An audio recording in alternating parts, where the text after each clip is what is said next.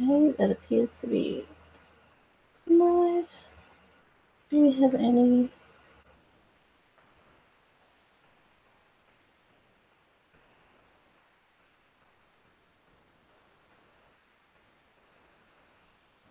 Okay, bear with me.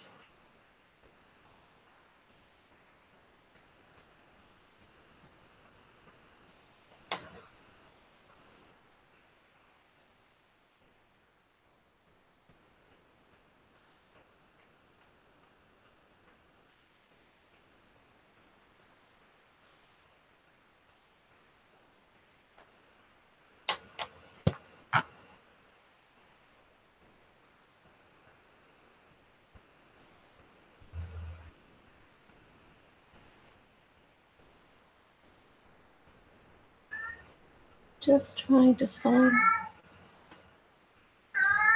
Yes, hello. The cat. All right. Give me a second, everyone. Trying to set up this silly thing. I don't know how.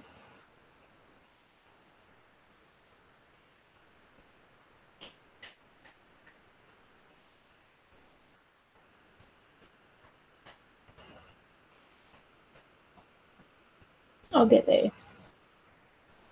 Double Christmas. Just trying to.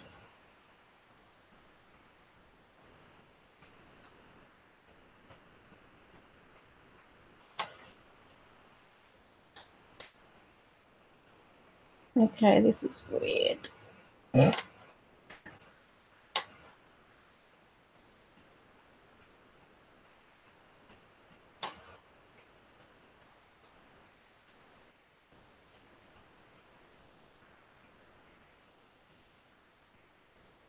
I don't know how this thing works. So silly. Now, if you hear the cat,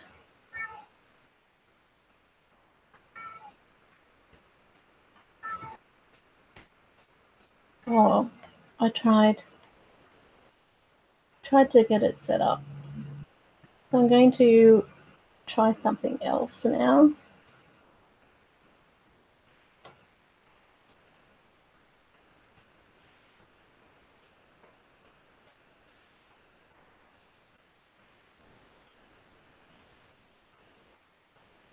It's like,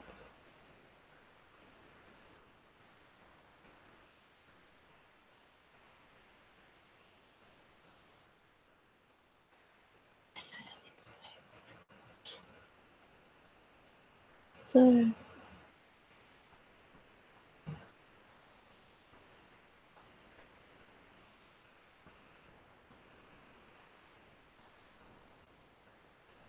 okay, what's that?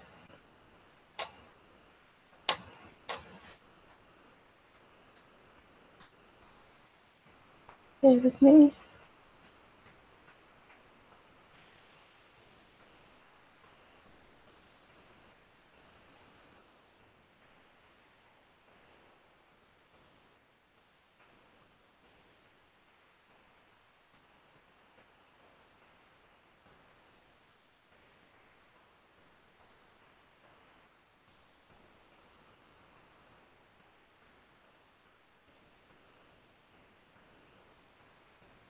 Hello.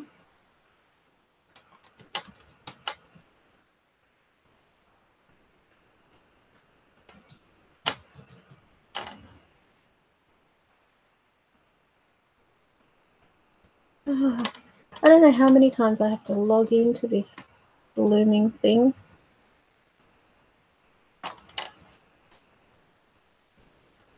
Oh, gosh.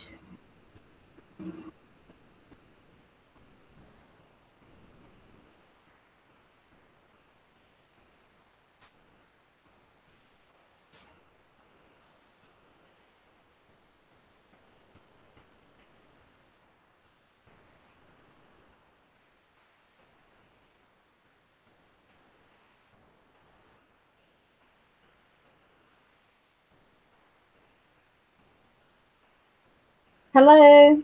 Hi, Albert. Hi, Irish Stevo and unpronounceable names, and Scott Preston. Hello. I'm just trying to. Is it going to work? Yay! I did it. I did it. Yes. Yes. This is so cool. We have you. We have our chat. So this is something different, isn't it? What color can we go? Can we change the color?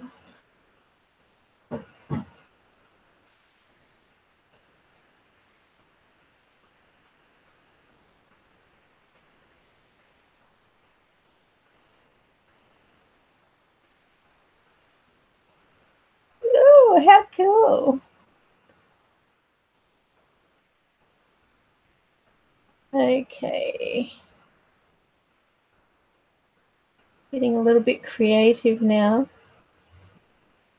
Hello, Springtrap. Thank you, everybody, for joining.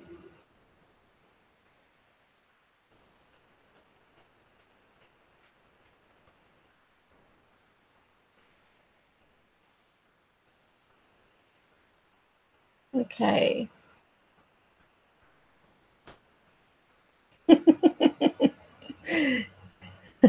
I found a toy. Look out. I'm getting technical. Okay, so glad that you can all make it to the live stream. Thank you so much for joining. Order said that he may not be able to make it tonight. Now, I'm not sure how. I might have to change my. One second. I don't know how this works. I don't know. I'm trying to set this stupid thing up. You know, when you pay for something, you might as well use it. That's the way I look at it. And I've got to try and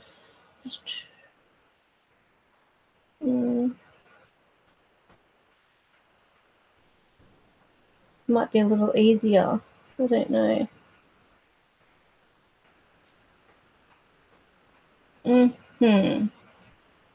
We're getting there. So is Christmas. So obviously, you should be able. Oh no! It's all dark. It's all blurry. Hang on, we've got to get rid of this blur. I don't want that blur. This is just so stupid. You're all blurry. Hang on.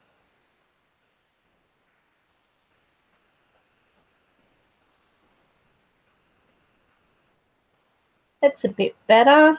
Now you're not so blurry. Okay. Okay, so you should be able to see now everyone's little messages there in live stream. I'm looking lovely and bright. Thank you. Is that good?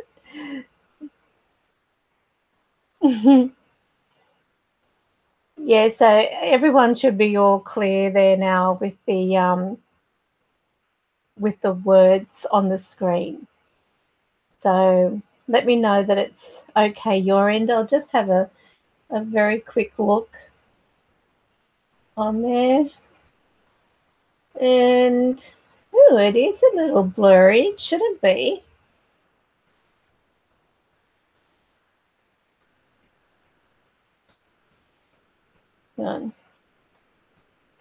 Unless I'm delayed. I'm looking at a delayed screen, but it should be all clear now. Unless this is just stupid. But it should be all clear. Hang on. Give me a minute. Yes. So we are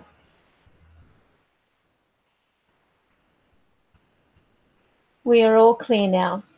Everyone should be clear. What happened? Why is it going blurry again?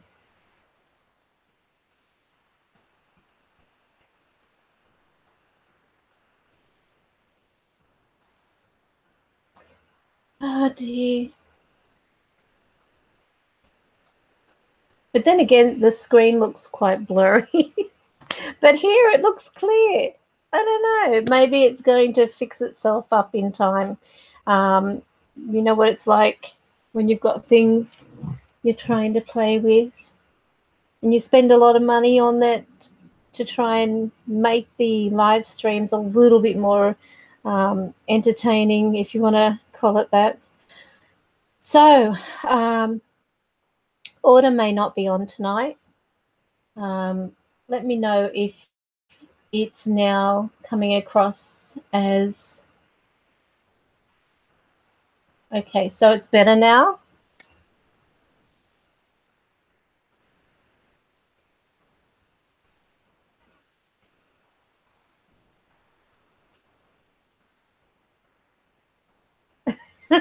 Okay. Well, I'm actually using an app called, what is it? Give me a second. I'll tell you the name. XSplit Broadcaster. And mind you, it's not cheap. But anyway, I'm trying so hard to use this damn thing, and I like the idea of having the actual chat appearing on the actual live stream anyway, because when you go back over live stream, you can't remember what was in chat. You miss a lot of things as well. So, hello, Order. Okay. Oh God, fingers crossed I can add you. Hang on. Because I've never added a person on this. This will be a first. If it can't happen, then I will just go back to the normal. Why did that go? Okay, this is weird. So it went over. It went over to another one. All right. Let's try. Can we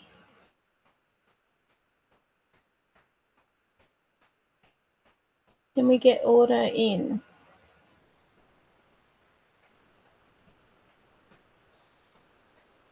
Okay. Hello. You're here. I am. And I can't hear you. Hang on a second. You can't hear me? Can you not hear me? Can you not hear me? Why can you not hear me? You can't hear me? You're probably talking, but I had the volume down. Ah, fucking thing. Hang on a minute. Oh, see, that's why. Echo. Hang on. Wait a minute. I'm already in a call. I know I'm already in a call. I don't know why. Why is it echoing? Oh. Hang on. Did you hear Chris? I just heard Chris. I'm just... Okay.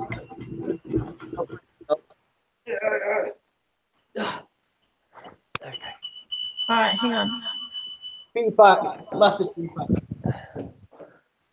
Oh. Hang on. Is this what hell's like? No? Hang on a minute. Give me a second. I can't work this out. This is so annoying. Hang on. The speaker. I must have to go through something. So I'm trying to. Okay. I like a fucking state at the moment. I had a bad for like 3 days, so I'm trying to get half ready, do 30 things at once, and do it live stream at the same time. Hello, Irish Stevo. Hello, Springtrap. Hello, Joe. Hello, anyone else that's in the chat. Right, so I think Liz was there too. Where's the other device? Cat, get off the other bloody phone. So I might be able to get to a chat room now. All right, I've got to try and get you added.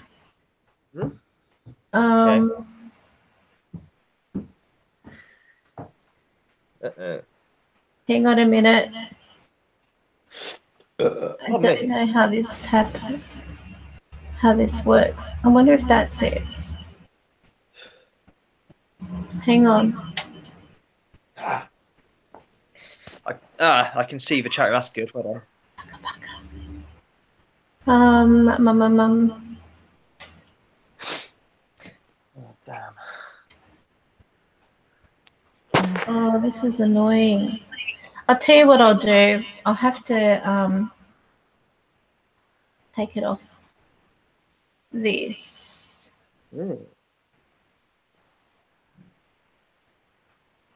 And just go through. Okay.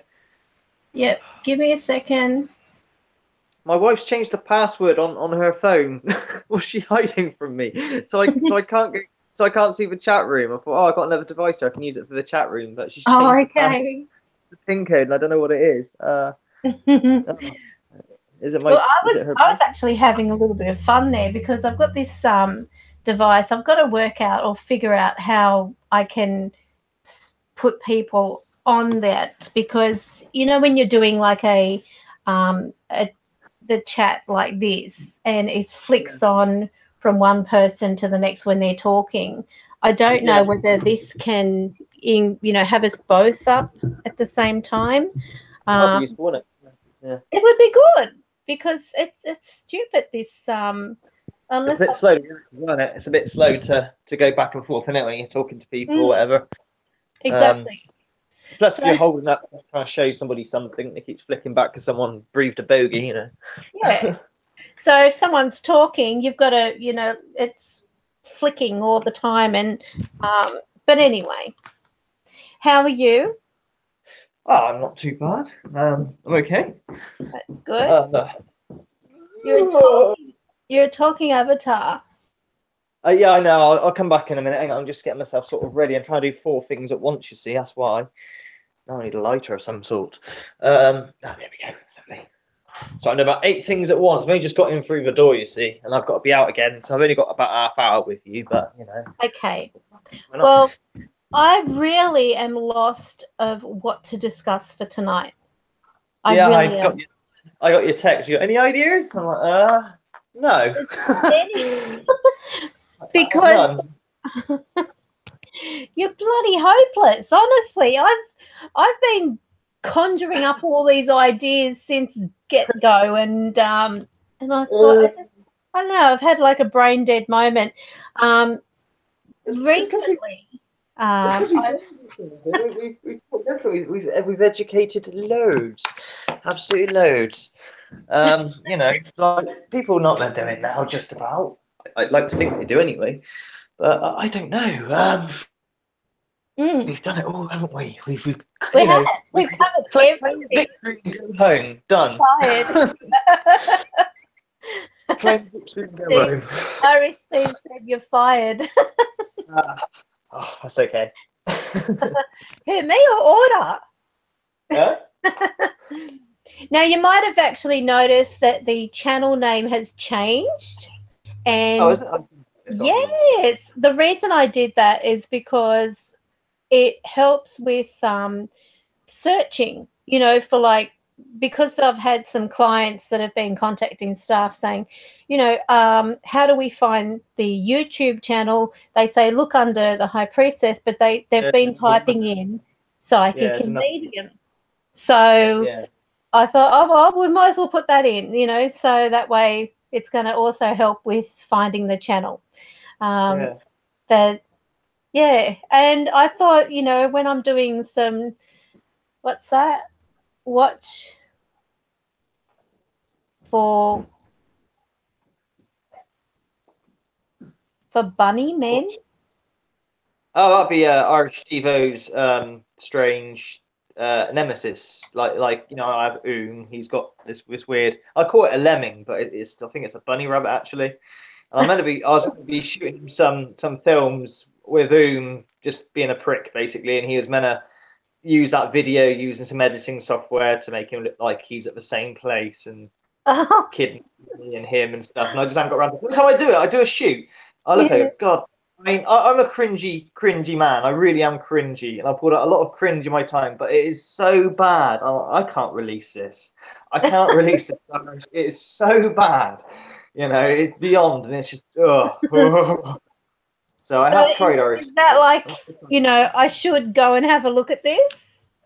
It's not up. Yeah, that's what I mean. I've just tried doing a couple of takes. No. I was meant to give him some raw footage, and Irish Steve was meant to use a green screen and mess about with it. But each time I try to have a go, it's just come off really, really bad and cringy, and it doesn't work right. You know, for whatever reason. You know, so I will get round to it again, but you know. Well, I've got a green screen when I used to do my photography, and it came in very handy with the, you know, special effects with babies, you know, hanging from a tree. Wow. I know what you mean. I didn't. Yeah, I'm with you now. Not literally babies like. No, they were never. I had one that was dressed up like a monkey. What's that artist that deals in babies? I can't remember her name now. She photographs babies in trees and stuff, doesn't she? That artist, that well known. I can't remember her name, but she did beautiful work, absolutely beautiful. But yeah, some of my stuff was quite creative. I'll give you a little bo peep if you want to have a look. Yeah, go for it. Not doing much else, are we? So. Okay, so let me just. All right, I'll bring up one that you can see. Oh, where is it? Oh, why is that not showing? All right. I couldn't tell you. Oh, you know. I can't see it. You're right. All right. Well, here's one of them. Oh, okay. Yeah, that's similar to that, you know, type of baby and artist. And that was actually done where one person's like, I had the mother or the father hold the head and then hold the wrists. So that baby was not left in that position. This was actually done in 2 consecutive shots. So in one shot, you show the top of the head, and then in another shot, you only show like the bottom. And then you actually split the screen, merge it all, and the magic is in Photoshop. So, yeah, that's one of them. Yeah, very clever. Whoa! So I'll show you another one. Hang on a second. Yeah, I used to do a lot. My daughter is okay. So there's my daughter. Oh wow. So that's at the beach, and right behind her, that's iron. The rock has all iron through it, so it's absolutely beautiful there. So that's another one, and I will show you because I'm just trying. Some of them are I came across things. Oh my God. Me in my childhood days. Well, we all got a past. All right. Here we go. This is me when I was a little chubber. He was so. No, do you know who that reminds me of, actually? That reminds me of Natalie. She looked really the same sort of the filter and everything. I think it's just the time, isn't it, with the photos and stuff. Very, Look very at the boots. I had those lace-up white boots on. I thought I was the aunt's pants. I was really, really hip back in those days, I tell you. So, yeah, that was just coming across a few little memories. Oh my God. It's not bad. Like I said, Natalie's got loads of it. They're very similar to that. You look really similar to her, actually. Like I said, after finding out, you'll see what I mean. Really similar. Yeah, everything's really weird. The time, do you know? I don't know if it's just the cameras of those days, but everything looks different back then as well. I know, like as a kid, when you see black and white TV, you think everything was in black and white when you're a kid. Obviously, that's not the case.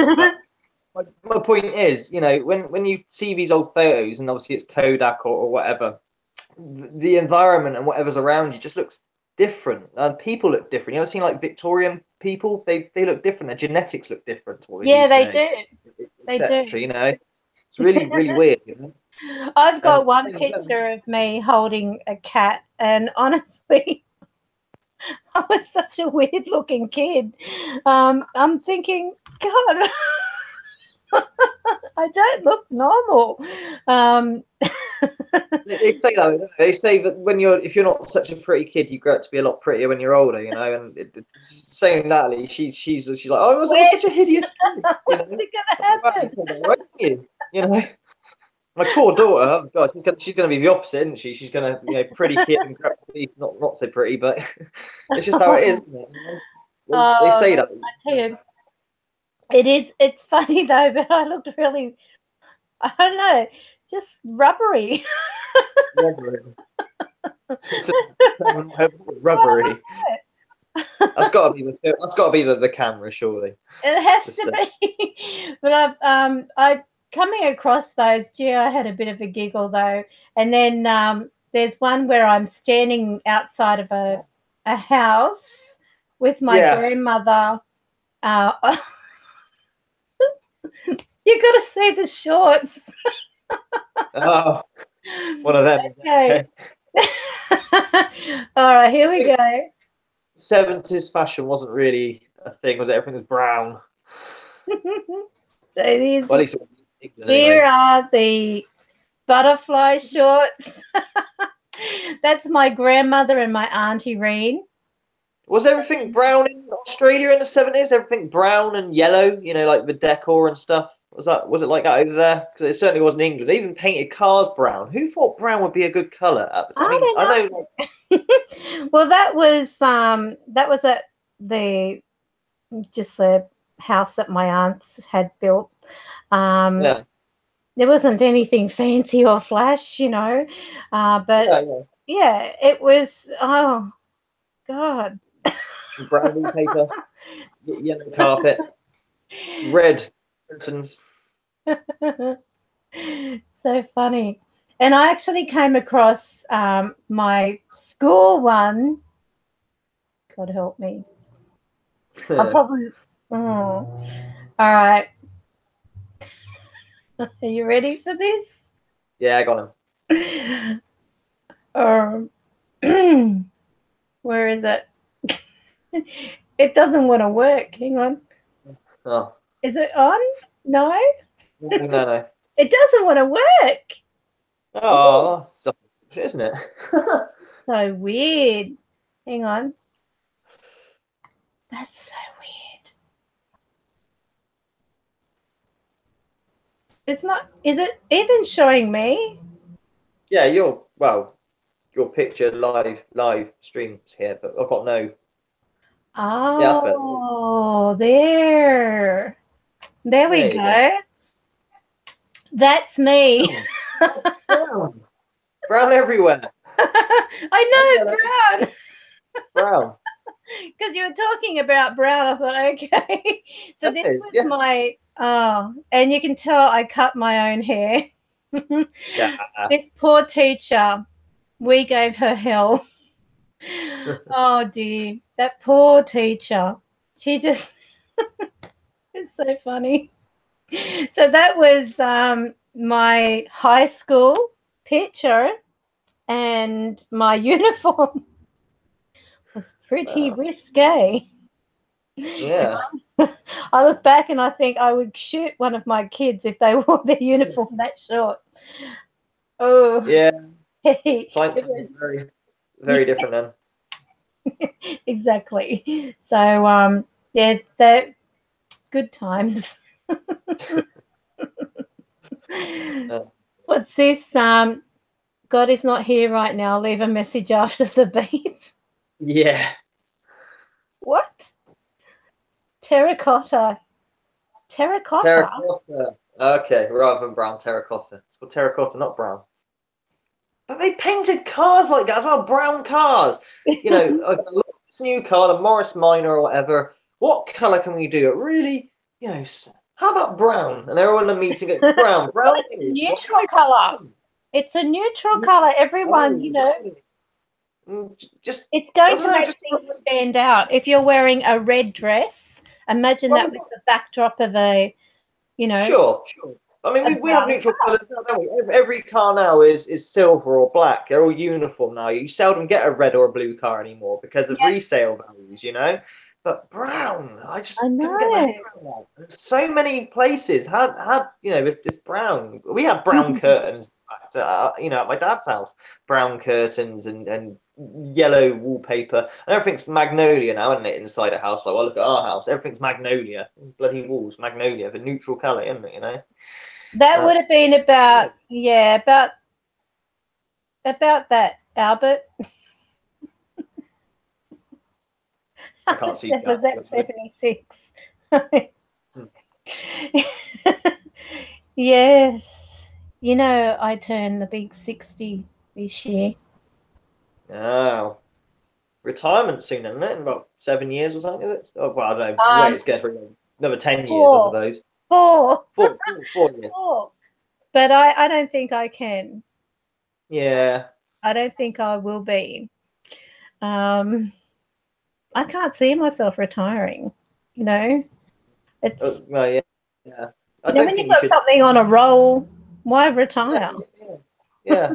I'll see if you're fit and healthy in that. I mean, my dad, you know, he carried on quite late, you know, 70 he retired, but you know, but you're sort of forced to. I feel like if you don't want to, why should you? But you know, sometimes if I mean you're self-employed, so it's not so bad. You can do it how you want. But you know, if you're under a boss or a company, they just sort of decide for you, don't they? A lot of the time. And then when you go back into the job market, they're like, nope, sorry, you know, you're too old or whatever. Like, ah, great, cheers. It's just, you know, write me off, huh? I got more experience with my little finger than some of these young scallywags.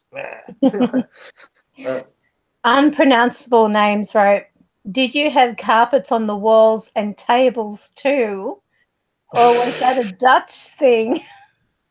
Well, I'll tell you what I did have unpronounced names. I've still got this to this day. I'll show you one day at my dad's house. I've got furry wallpaper, like red furry wallpaper. I kid you not. So it's not carpet as such, but the wallpaper is like partially wool, but the pattern of it is made out of like this fur, this red, deep red fur. Oh, I hope it's not real. No, not as in like a dead animal fur, but you know, it's fluffy, it's carpet-like. So yeah, kind of. You mean velvet? Yeah, velvet. It might be velvet. I'm not sure. Yes, it might be velvet. But I'll try and get a secret shot of my inside my dad's house one day when I go there soon and show you what I mean by the wallpaper. You know, we didn't have any of that. We were very basic. In my growing up, it was very basic. But pictures, oh my God. My mother's lounge room, I'm sure every piece of wall she could find had a picture on it. It had pictures. And I really hate pictures hanging up now. Because all I saw at my mother's place were pictures everywhere. And I just thought, you know, because a long time ago, I used to be a very bad smoker. And Yeah. one day when I was cleaning and I was wiping the picture, all the yellow from the cigarette was on there. Yeah, no, I mean, look, I mean, even like my car is, you know, the inside's already starting to yellow up a bit, and it is sad, you know, it's really bad. It is one of the most disgusting things of smoking, you know, is the nicotine that is left behind. I don't miss it. I don't miss it. No, good for you. Good for you. Yeah, And there was one. I'll never forget one time I actually asked a colleague. I said, "Could you please, you know, just give me a cigarette? I feel like I've got a craving." And he said, "But you don't smoke." And I said, "I don't know. I just feel like a cigarette." So I paid him for the cigarette, you know, so I didn't feel like, you know, I was bludging or anything. And so anyway, the picture of the crying boy. Okay.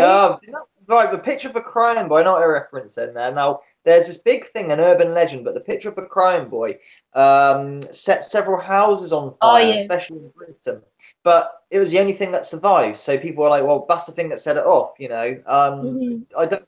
Because it was always found face down. Yeah, it was always found face down. It was always survived. Everything else is just burnt to a cinder in your house would be ruined and all your possessions. But this bloody picture would be nothing wrong with it, you know, absolutely nothing wrong. And that was the last thing they put in their house before a weird fire started, you know. So yeah, I remember that one. There's a big thing about that in the 80s, you know. There's a big thing about it. I mean, I actually really want one of those pictures, and my wife's like, "No, you're not having one." Same with Chernobyl. Zach Bain has it in his museum, the original copy. Cool. I mean, I watched Proven Demons' Chernobyl trip, which is a trip in a lifetime, you know, fair play. And I thought to myself, God, my wife could see my brain ticking. She's like, no, you're not having one of those dolls in this house if you ever went to Chernobyl. I couldn't bring one back anyway because it's irradiated, obviously, you know, and probably bad side effects. But one of those dolls would be so awesome to own in a cage, obviously, and, you know, a lead cage or whatever to keep the radiation out. But, you know what I mean? I just like creepy stuff. I'm always like, no, you're not having anything like that in here. No way. No.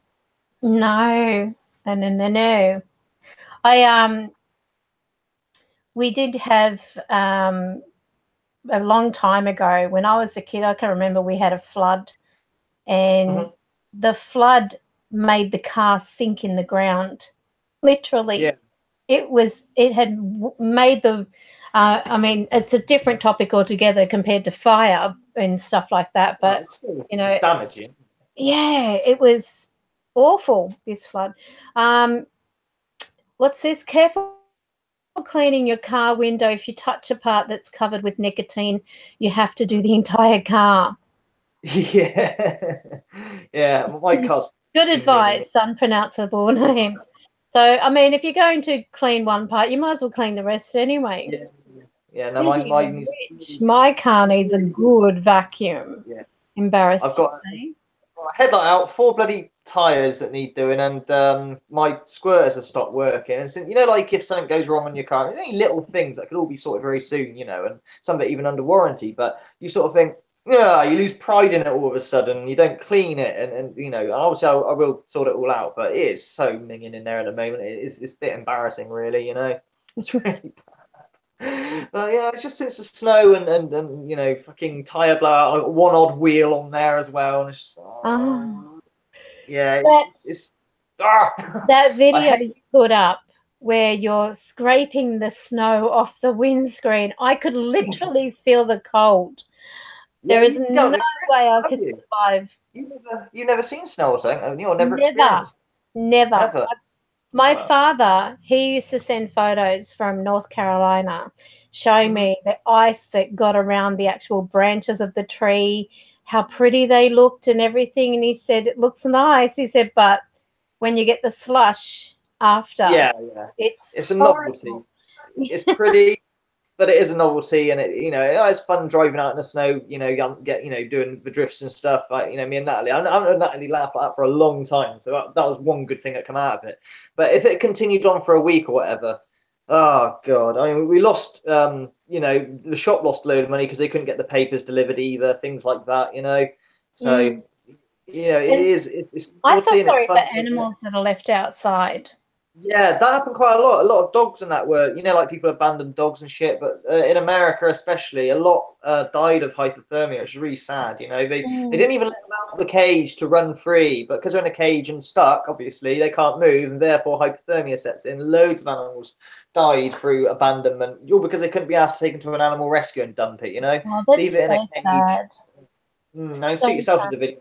It really upset him, and he's quite a hard put guy, obviously. But he Mm. said, for fuck's sakes, he's going to be man's best friend or whatever. If you're going to dump your animal, fine, but dump it somewhere warm, for God's sakes. They will Well, I die. actually saw this thing, when you've got cold weather and everything, if you get one of those eskies, one of those, I think they call them chillers or something in other countries, but an esky is like a thermal thing, and you cut like a hole in it on the side so that a cat or some animal can go in and lie down. You just put like a blanket because they've actually got that all sealed and it's insulated.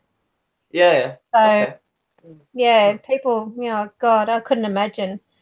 That's why I'm glad that I'm not living in a snowy place. Well, I couldn't handle it. a lot of people thought that because a dog's temperature runs lower than ours, they can survive the cold better than us. But no, it's actually worse. Cats aren't so bad, but dogs apparently they freeze really quickly. And they say the mark of working out if it's okay for a dog to go out in the cold is take off your socks and shoes and stand on the concrete. If it's so cold that you're going to jump off that concrete, then don't take your dog out in it. They protect. Because dogs die much quicker than humans. Those people that put those silly shoes on their dogs, they can cause so much, so many problems. You've got dogs that have had dislocated legs and hips and everything because of these shoes. Humanizing it. Yeah. Not really a good idea. No, it's not. I understand why you love your animal, but no, you shouldn't really do that. But you get away putting a coat on, I suppose, for the physical warmth, but it's a proper dog coat, not one with the arms and the sleeves, just a human fucking coat you just put on top of it, you know what I mean? It's got to be a proper dog coat, which you buy from a pet shop designed for dog. And it does go on their back, I think. I think it even goes underneath, so you've got freedom of movement. Oh, hang on. Springtrap has got a birthday. Happy birthday. You're 14 now. 14. Are you 14? Should be 14. Oh gosh, I remember when I was 14. Yeah, me too. Let's not go there. Let's just not go there. Yeah. Oh my goodness. I'll play that song on to piano. be 14 again. Oh, how I would do things differently. Do you know what? If I knew what I knew now and go back to 14, I think I'd be quite successful in my life, I'd have thought. And Springtrap is quite with it, especially for her age and that and whatnot. Don't do what my stepson's doing. Not till the 14th. Not till the 14th. So okay, it's not right. Not till the 14th. But still. I'll give you a shout on a video as long as I upload by the 14th, obviously. That's nice. I'll give a shout out. Fucking yes, long-term you would like that. And a Patreon, I think. Yeah, you are. But yeah, we'll do you a shout out. Have you done any ghost box sessions? No, I don't think I have. Just trying to think. No, not really. What was the last one I did? Which was we had the pareidolia experiment, didn't we? With unpronounceable names and e.v.p. paranormal science going through a really touch and go session with not a lot coming through. There were a couple of replies on there, but okay, I missed. Yeah, okay, I'll class that as a reply. Others are a bit, what do they call it? What's the word? Confirmation bias, I think is the word they call it. But no, not since then, since the snow. It's about a week ago now, isn't it? It's about a week, less than a week, something like that. So I was tomorrow going to do a live session, provided I'm not busy tomorrow. Because I haven't done a live hangout for a little while either. I was going to do a live one and run obviously a ghost box then, obviously. We've done the odd, I don't know, for a couple of minutes before bed.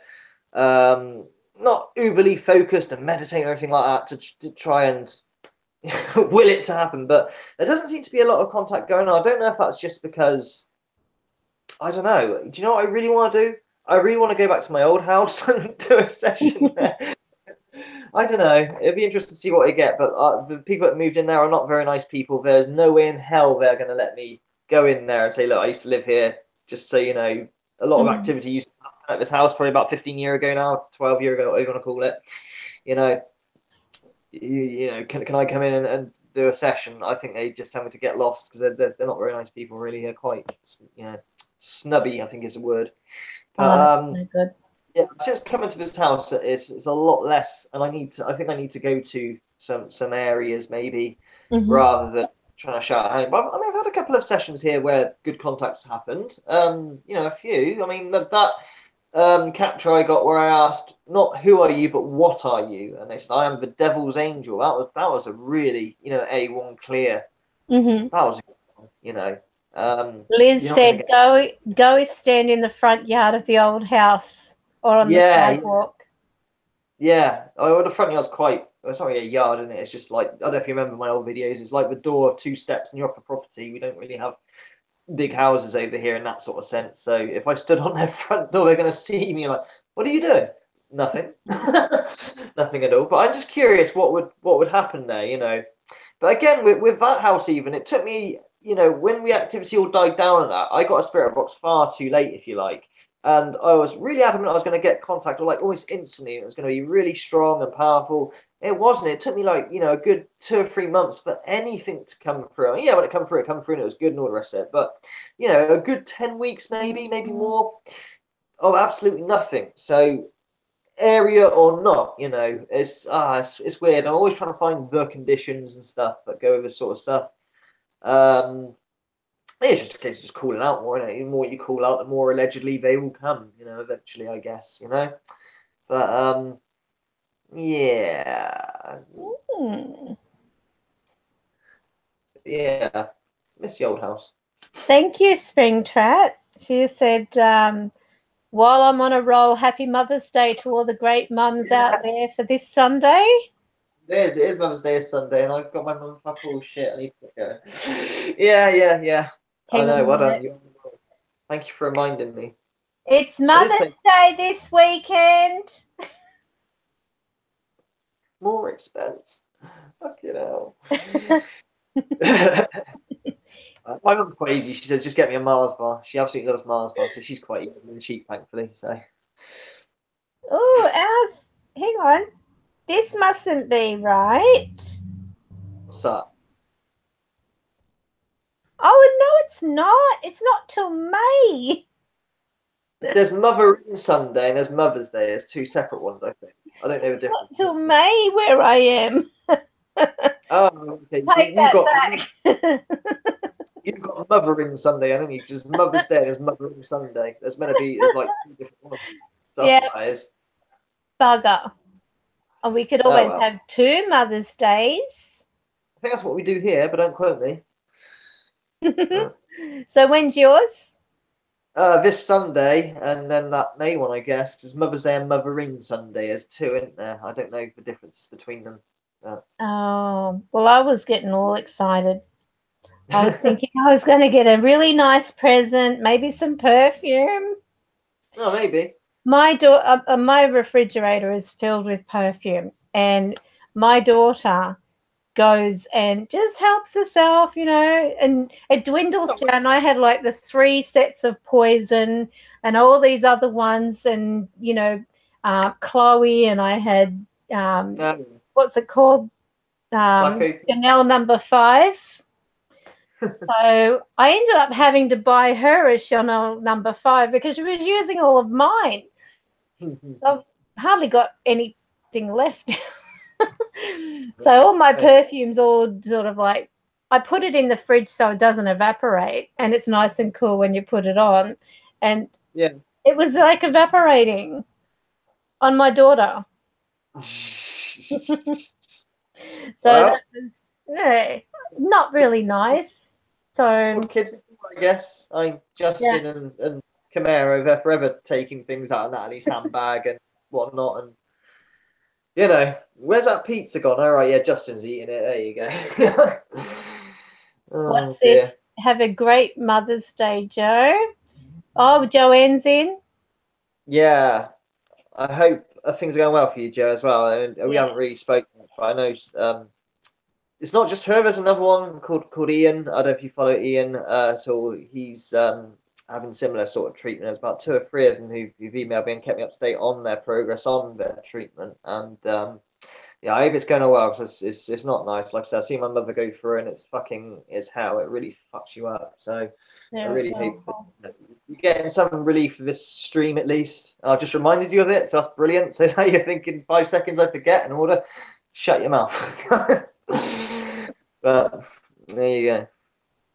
Oh, it's That's how you going anyway. You got my email address, and just let us know you're okay at least. you got here. Just give me a second. Keep talking. Keep talking. So, what are we going to be doing in the next few weeks? Are you going to any type of cemetery or anything? I'll probably end up going to the other cemetery. This month is I'm in over my head with expenses and stuff. That's not a chill or anything, guys. Don't fucking freak out. But I've suddenly got this really huge electric bill for £1.50. Well, grand two, not a half. That's a lie.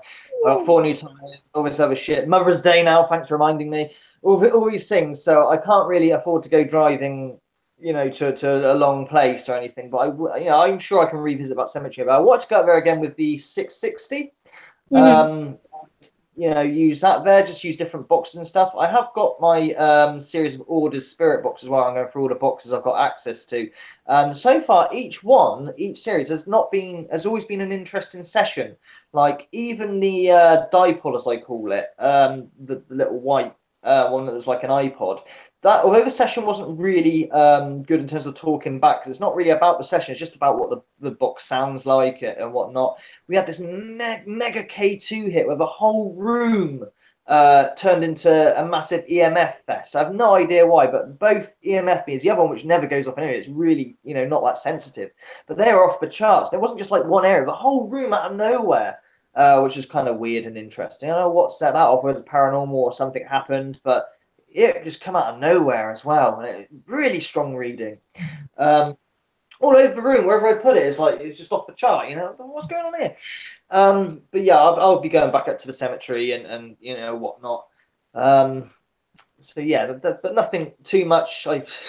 Always when you get back on your feet, there's always some bloody expense, isn't there, that comes out of nowhere. I know it's just life in general, isn't it? But the idea was once I got the car, especially a car like that does so many miles to the gallon, is a lot cheaper to run. I could go to some of these interesting places. And I had so many sort of thought up in line, but every time I start to get out, like I have a puncture or 4 new tire or fucking an electric bill was like, wow, man, where did that come from? Jesus Christ. I used 800 quid in 2 months. They must have made a mistake. Yeah, sure. The best thing with bills, if you can put the money towards them every fortnight or whatever. Save what you mean, per fiver towards the tires. Well, what do you get your bills quarterly or? Well, this is it. I mean, it's my fault. I recapped on top of it. Basically, with the electric bill, when we come in here, they register you to. I'm with SSC, Scottish Power, somebody or other. And I got my first bill after 6 months. It was every half a year. And that was 500 quid. Okay, that's not so bad. 500 quid for 6 months. Yeah, okay. We used to spend 20 quid a week on the key meter in the old house. That was key meter. So it used to be every half a year. But then I've just got another bill again from December to February. So that's 2 months. So I've got one from July to December. That's 500 quid. Okay. Now I just got another one with a shitty letter as well, explaining that we're going to cut you off soon if you don't sort it out, where you got from December to February, and that's 800 quid. So I've used 500 quid in 6 months, but in 2 months I've used 800 quid, which equals 1,300 and something in total. Something like that. Hey, there's got to have been a mistake there. So I've got to, hopefully I go, no worries. I mean, it's not the end of the world, because I just say, look, I can't afford it, put me on a key meter. And what they do then is they when you use the key meter 20 quid a week, they take like, I don't know, 2 quid off or 10% off against the bill, and it eventually slowly goes down. So it's not the end of the world. I'm not too worried about that. It's just take anything else. And I've obviously got that speed awareness course I got to pay for as well, where I got caught doing 26 and a 20 when I took Natalie to bloody hospital. It's just fucking one thing after another. But it's life. We all have it, don't we? We all have, you know, bills to pay. That's just how it fucking goes. But it just seems when you get on your feet, you're just about to you know. Oh, look, I've been there. I've been Yeah, there. yeah. I remember when I first left home, I had nothing, absolutely nothing, for quite a number of years as well. Yeah, and even had look, the point. we've come a long way. We've come a long way. I mean, we lived in a damp house before. Where we live now, we live in a much nicer house. We've got a car. I never had a car before that, obviously. You know, we've come a long way. So it's not a case of moaning, saying, oh, life's unfair. It's just, I hate money. I really hate money. Anyway, let's get off the subject. Move on. It's not an interesting subject. Let's move on. But well, I hope you can join us again, Crimson Angel Paranormal. They said they can't stay. They've got to go somewhere. No, thank you for coming anyway. It's not been joining anyway.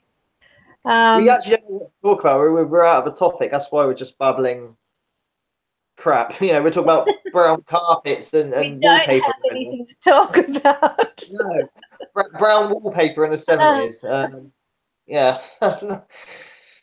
Oh, shit. Have you tried? Oh, well, you haven't done any real sessions, so you probably haven't tried. Only before bed, what we usually do before bed, we put the spirit box on, we call out, and we give it about 10-15 minutes of calling out, waiting, listening. And if we hear anything that's viable or a response, then we carry on. Sometimes we'll get the camera out. But it just hasn't. It's just been radio going around for whatever reason that might be. You know. So I don't know. I mean, these things come and go in it. This is a bit of a change of subject, but this isn't like a witch hunt or anything. But at the moment, there's this thing with a certain YouTuber, which I even did an expose video about $25 to guarantee your contacts or whatever. And Irish Steve has just done a video on him and that. And I don't want to get into the specifics of it, but if you remember the last video we did, they can guarantee this. No, well, yeah, it's a bit of a twist of words. I'm not going to go into the politics of it and that and all the rest of it. But remember the session, the live stream we said last week about the pareidolia and being a bit more sort of what's the word? Looking into your sessions real deep and what constitutes contact and that. You know, I mean, some people would, if I took that 15 minutes of Ghostbox session that, you know, we try at night and put on, some people say, actually, you know, you got this, that, and the other. How do you know you're not reviewing it properly? Yeah, I could argue that I should record every single session, but it's, you know, because also you miss things as well in terms of, you know, what happens if they do say that one thing like the devil's angel or whatever, you know, word that's nice and clear. I didn't have my camera on. Well, you know, you've lost it then, haven't you? You know? There was a point I was going somewhere with this, but I can't actually remember my point. But yeah, it's just not very. I don't know. It feels different. I mean, you know what it's like when you hit the stream, as they call it, when you hit that magic barrier. And I think in the 250 sessions I've got on my channel thereabouts, there's about what 7 of them I think where you can really say you cannot deny that something intelligent is answering back, whatever it is. It might not necessarily be a dead person, or it might be a dead person. It might be a freaking alien, whatever. But there is clearly some intelligence going on. And, you know, a lot of it, I don't know, I'm going back on the pareidolia thing now.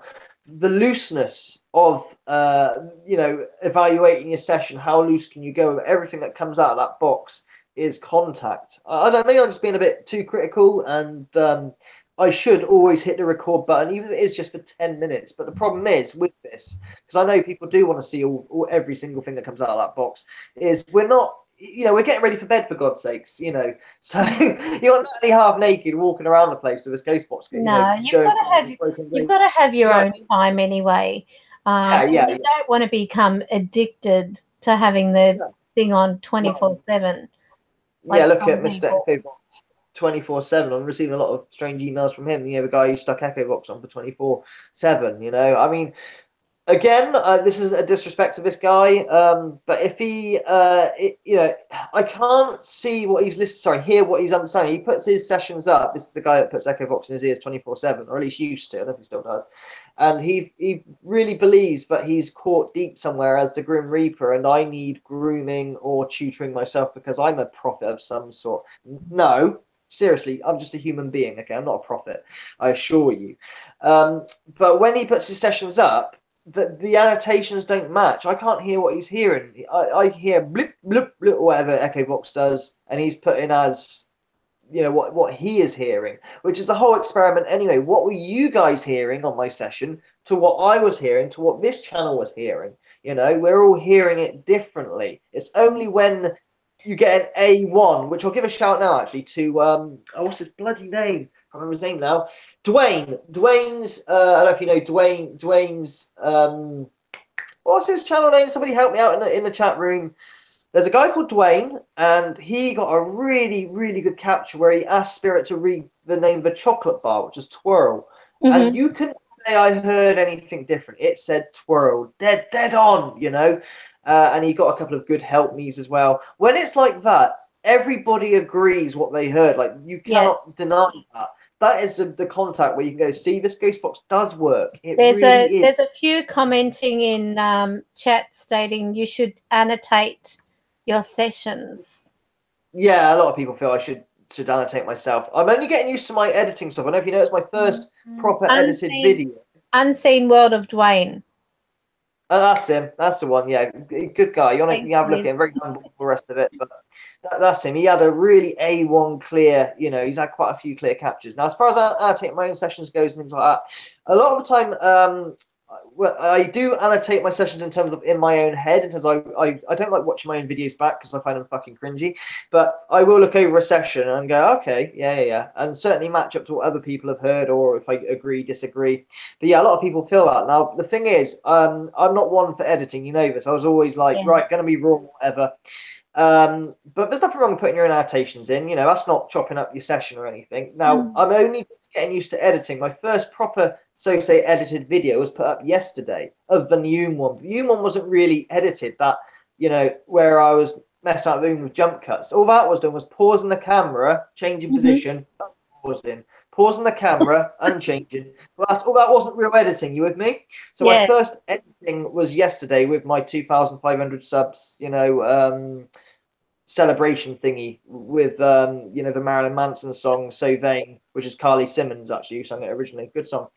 That was my first editing because I had to trim videos, things like that. Now all I've got to do is find out where to put the subtitles up on it, and I can help do that. But there's another thing I'm worried about, guys, and I know this is just me being a critical git, but if I hear something very different to what you hear, I do not want to give you the wrong impression. I can always put a disclaimer at the start. What I hear can be very different to yours. But yeah, a lot of people call that, annotate yourself. Yeah. I think you're going to find a lot of empty. What's the word? There's going to be a big gaps of emptiness on the subtitles because I'm a bit too fucking critical of my own stuff, Whereas a lot of people will find a lot more replies coming out. Oh, the pitfalls of the spirit box. You could debate on this all night and day. You really, really could. Yeah. So what? Sorry, just lighting an incense. Gosh, what was I going to say? So, with your sessions now, how frequently would you say you're doing them? They're sporadic. There's no frequency at all. Very sporadic. I think the longest I've gone is about 2 or 3 weeks without even touching it. That's the longest. But the shortest I've gone obviously is like a day. Every day. Are you focusing on a topic? Sporadic. No, not really. Only just calling out, just trying to get replies or something to make contact. I was trying to build up a rapport with the church up there, like I had with Mary. Although she was a little bit hostile towards me, which is understandable. With me touching her gravestone, even though I was trying to fix it. Like the fact that there's a rapport and I was a recognised entity there. Whether they want me to leave or not is a different story. I wonder if I do the same because there was something I felt trying to come through. Well, the typical help, you know, or I'm forgotten is what I heard, or something along the lines of, and I was going to forget you, I'll come back here, but you've got to make the effort and try and use this device to talk to me because I'm no medium or have any sensitive abilities, etc., etc. You know, like I say, the game plan is to go out there again, but using different radios and different results, see what happens. Shame magnitude mode went out like that because obviously it is prone to the interference now, but when it works really well. And unfortunately, it was a bit interferencey. Might be because the marsh lamp was dying on the batteries. I think the battery was slowly giving up on it. Yeah. Well, I've got an interesting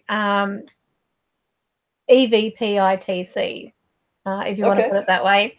This one was, I was doing a spirit communication session and using this particular device, which, so you can see that. It's the real-time e.v.p. So is that an actual device made for that then? That is actually literally called an ITC device rather than just being a recorder. Has that got any this has got a spirit box built into it. Oh, is this one from China? I think I've seen they're quite old now, aren't they? This is the one from Gary Golka. Okay. Gary Golka made this. And he made the SB7. He made this. The SB11, yeah, that's him. Yeah. And he made this. Yeah, so that's the one. These are all Gary Golka's devices. His passion was because of losing his daughter. That's right. Yeah. Yeah. So Melissa, and that's where the Mel meter came from. He's got a, if anyone hasn't yet had a look at Gary's video of the communication of his daughter coming to visit, it's called Calling Angels. Oh my God. You can actually see the beautiful energy orbs that are entering the room all about him. They're just flying about. And these are not like dust orbs because of the fact that you can actually see the illumination of them. So if you haven't yet, please go and have a look at Gary Golka's video. I might actually put a link of it if I can remember. So before I exit out of the live stream tonight, let me know so I don't forget to do that. But I actually got this one saying, I love to talk through this. And it was quite clear. I mean, I don't know how clear it's going to come across if I play it, but it was quite clear. So I'll play it and see if you can hear it. So I'll put it on loop, I think.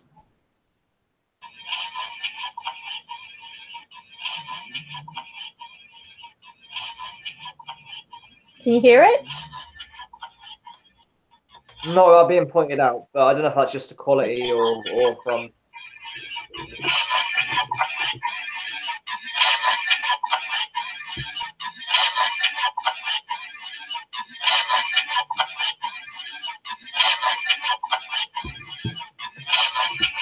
Okay. Can you hear it? I'm going. So that spirit box running next to it itself, is that the same as the SB7 then with the faux white noise? Or is it the same when you run it? Exactly the same as the SB7 then, or? Pretty much. So when you turn it on, this is how you turn it on. Yeah. And it's got DAS. Oh, it's gone already. Then you press here. Yeah. Yeah, so just sort of put it up to the camera so you can see, get it to, oh gosh. Okay, so you might be able to, I've got to try and get it to focus. Okay. Actually, nice and clear now. Yeah. Yep. So I'll just lock it on to that screen so you can see what happens. Come on. Does it filter as well, the e.v.p? You know, it's in that weird filtery sort of. So as you can see, here you've got just the mic. Then you've got the spirit box. And then the tools. So you can actually switch it to spirit box. Okay. Hang on. So that is done. Yeah. Try and get it to focus on here. Oh, Yeah. stupid camera. I know, I'll do it in a minute. Oh, okay. And then we click that. I've turned it off. I held it too long. So it's got Das RV e.v.p. So I'll hold that. Change it. Okay, so here is, and you don't really hear it unless you actually have the speaker plugged into it. So if I plug that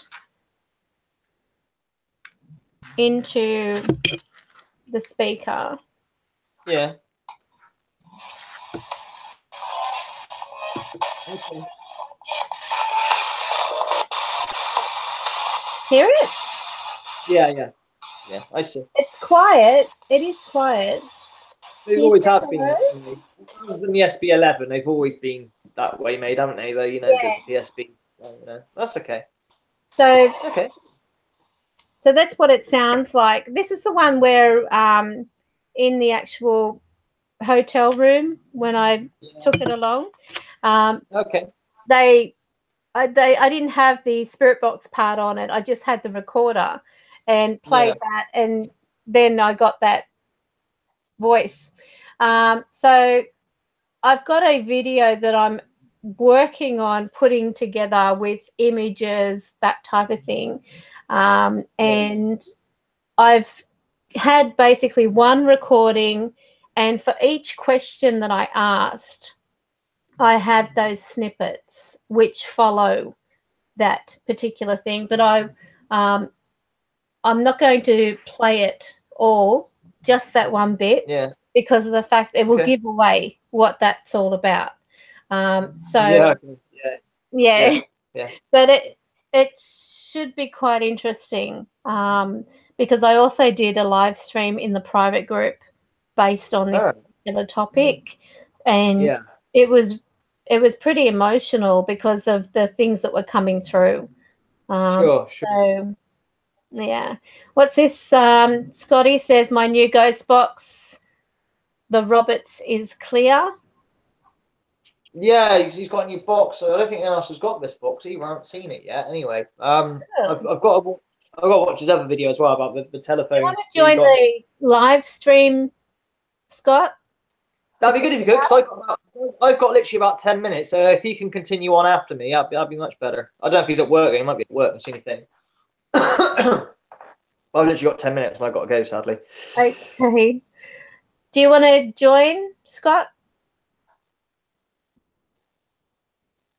I'll watch your videos, Scott, as well when I get a sec. Your call centre one, the backward help me e.v.p. He's got a session coming up this weekend, and it's a good one, he says. Oh, good. So, well, we look forward to that. I'll have to have a go, Pete, if I can get time. Once again, I've got so many videos to catch up on, but I know. I have been making I've absolutely been slack with so he's working and listening. Yeah, I thought you'd be. Yeah. Never mind. So yeah, so I'll look forward to that. And I've got so many that I've got to try and catch up on. I do get the notifications now, surprisingly. Sometimes I don't get any notifications. I don't know a lot. In my Hangouts, I've had people contact me on Hangouts like, you don't talk to me no more on Hangouts. Why? What have I done? And I'm like, what? Eh? And I get in my Hangouts, whereas they've been trying to contact me for like 6 days where I'm like, cheers, folks. No. But, if you start a new thread off of me, it comes off all right for some weird reason. But like, I've got an old thread going, so if that's the case, if you've hung out with me or sent me like a personal thing or whatever, and I haven't got back to you, it's not because I'm trying to be a rude bastard, but sometimes I don't actually know. I used to get a little icon on my phone that would tell me that I've got a new Hangout message. Yes, Irish Steve. You don't often get back to me either, so. Yeah. He's rude. I was just being. But I don't know till I check or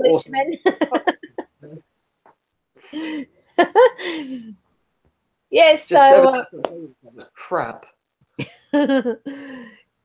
what's this? Oh, I'm just eavesdropping on their little conversation. Yeah. So they're not talking about. So yeah, this live stream, what I'm going to do after you've gone, I'm going to do like a few quick reads, probably like a 3-card selection for the people on. Just something to kill the time with, I guess. Yeah, content filler. Yeah, go for it. Tomorrow I've got another live stream to do, and that's tomorrow evening. So that's in the private group. I know I haven't done a live stream for a long time for this, but I will try and do a live stream tomorrow at some point, be day or evening. I don't know yet. I know I've got some things I've got to do. Well, I've got 4 tires to fucking find straight away as well. That's kind of urgent before I lose any more. But I'll try and get to it tomorrow and give you a live stream of some sort, because it's been a little while with me. So. Oh, that'd be nice. Yeah, but I don't know if it's gonna be. Usually it's morning in it with me, but I don't know if it is gonna be morning this time. I don't know, but I'll see what I can do. Okay. Well, just make sure if it's still snowing, just be careful. No, that's all gone. That's all the snow's gone now. It's all gone. It's gone to sludge now. No, it's just gone. It's vanished. I mean, it only lasted like a couple of days. It didn't last, at least down here. I don't know. Grass grows really quick after that. Yeah. Mow the lawn and something else I've got to do. Stop reminding me things I've got to do, Karen. New paper and so you're going to be mowing the lawn. Do you want to see my list? No. I've got a list of things I have to do. Is you not necessarily pay or do a chore, but things you got to deal with. You want me to send you a reminder? No. I'll remind you to do the lawn. I think everyone should just message Riley and let him know the lawn. Yeah. Thank you. Just remind me of all the fucking things I got to do. Yeah, just in case I forget. Yeah. You'll still know if I haven't, because the power will be turned off in the house or whatever. We'll lose the power. Oh, you've got an electric mower, don't you? Yes, I have an electric mower. I do. Yeah. Maybe you need one of those push-along ones. Yeah, that'd be useful. The manual ones. Yeah. I've got one and it's hopeless. I tried it and it just sort of wouldn't go. Pushing dirt around. It's a manual one. It's hopeless. Yeah. I can imagine. Yeah, sitting there, going to the dogs. I use the one with the petrol in it. So yeah, that's what you want to use. They're the things to go. Nothing like that, and it actually cuts through things as well. I miss my petrol mower, but rusted out, unfortunately. But hey. Well, you know what you do? You put a little bit of cooking spray on the blades, and that keeps them from going rusty, and they help cut through wet grass.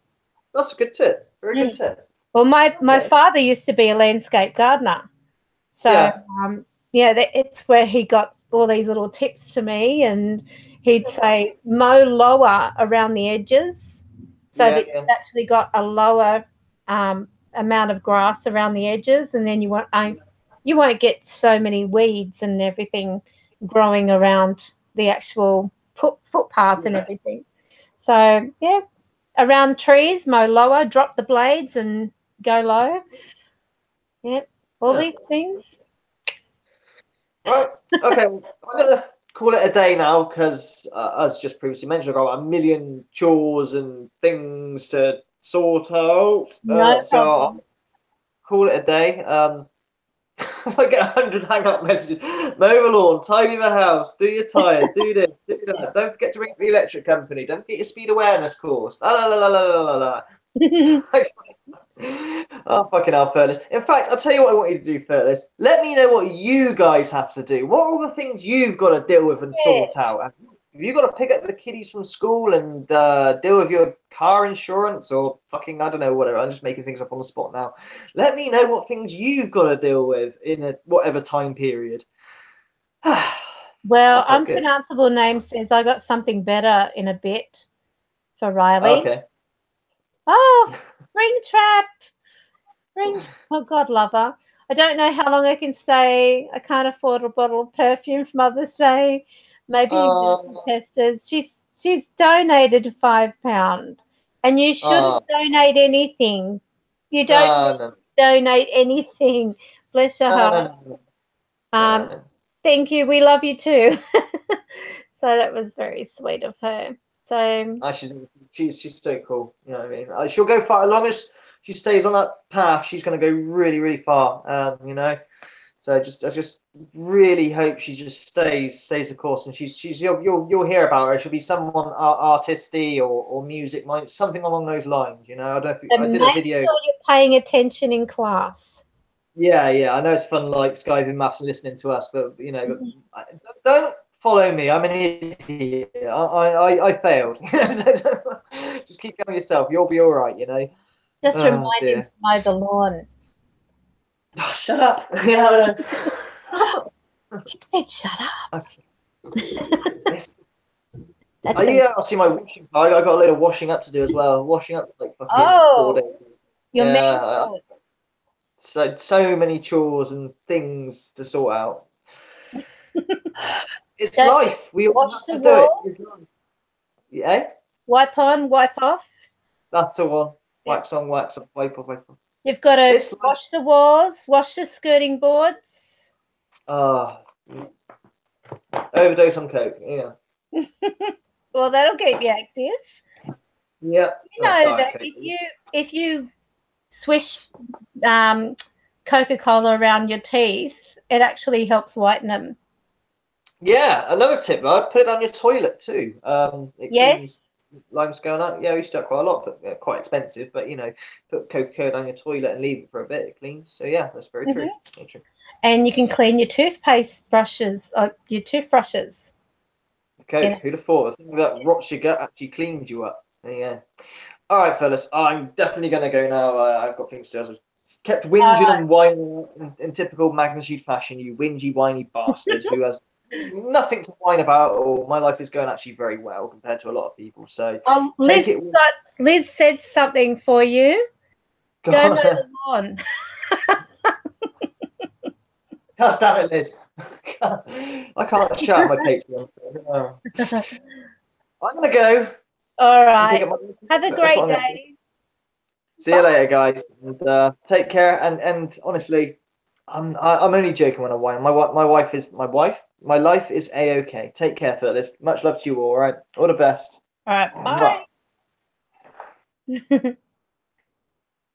Oh wow. Well, there we go. So he finally got onto the live chat. So the live stream. So that was good. Now, I won't go trying to use that program because otherwise it's going to muck everything up. But what I'm going to do is, for those that are actually in our chat at the moment, I'm going to do a quick 3-card reading. Adios. So a very quick reading. And so who wants to go first? So this is just a 3-card reading. It's not going to be in-depth or anything like that.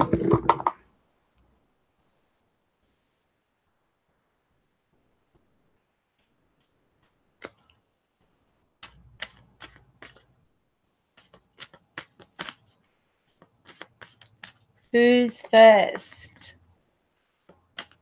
Albert. Oh, that's a big surprise. Okay, so Albert's going to be first. All right. So what is in store for this month? Actually, I'll do for next month.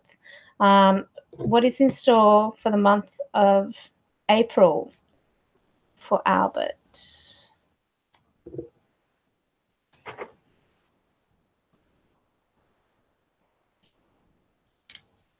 Okay. All right. Well, Albert, it actually looks like you're going to be having some contact with the past. I actually feel there's also going to be some need for healing around you. And I also get a connection. Excuse the dog. Oh, you're gone? Springtrap, yes, did battery, and soaker test did work to make speakers sit out only. Okay. Yes, so Albert, it appears as though there's going to be something to do with your past, and it brings healing. Now, what is interesting through this is I get the sign of looking back at childhood memories, going through memorabilia, that type of thing. And with the second card that I have selected for you, it actually does indicate a need for healing. Now, I don't know whether you've been feeling a little rundown. I mean, this is for next month anyway, so bear this in mind. You might have to write some of these things down just so that you're able to keep a track of it. Otherwise, you're going to have to go through the live stream and try and find that part where I've given this particular reading. I'm also getting what looks like studying into something. Okay.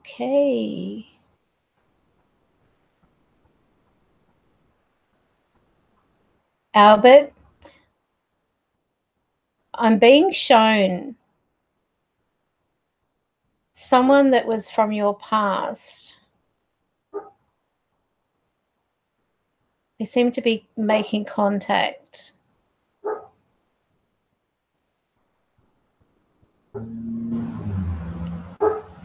Gee, that dog's annoying. It's somebody trying to make contact from your past. And what I'm also being shown, you seem to be going through, I don't know whether you're going to be, as I said, the health will need to be watched here as well, because I'm being shown what appears to be taking some time out or having to take some medication for something. If you are told by the doctor to get some rest, you may need to follow those, well, of course, follow doctor's orders in any case. But I'm also being shown, I don't know whether you're thinking about doing some type of study, because I get what looks like studying as well coming into the picture. It appears as though this seems to be also, as I said, the connection with the past. As I said, I get this image of a person who's coming from your past back. There's either a connection that's going to be made by running into them, telephone call, that type of thing. Some person here from your past who, I don't know whether they have actually inflicted some type of pain, but I'm getting this recurrence of somebody turning up into the picture. And this is someone from the past. So this is April. In April, this is what's going on. And again, you've got to be careful, watch your health, don't do anything crazy. I don't know whether you've been like checking your heart rate, because I'm getting like what looks like the heart monitor thing, but I'll leave that with you. So interesting for the month of April for you, Albert. So who's next? Oh, okay. So we've got, I'll just scroll up and okay. All right. So then what's this? Scotty asked first. Oh, well, I'm just doing it in the order I'm seeing in the chat. So I'll do Liz and then I'll do Scott.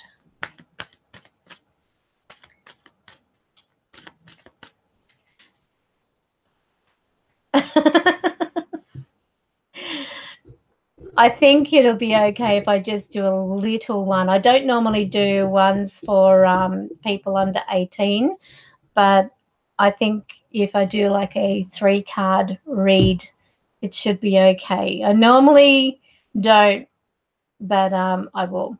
But so I'm going to do Liz, and then I'm going to do Scott. So that way I'm keeping in order of seeing the names here. So for Liz, for the month of April,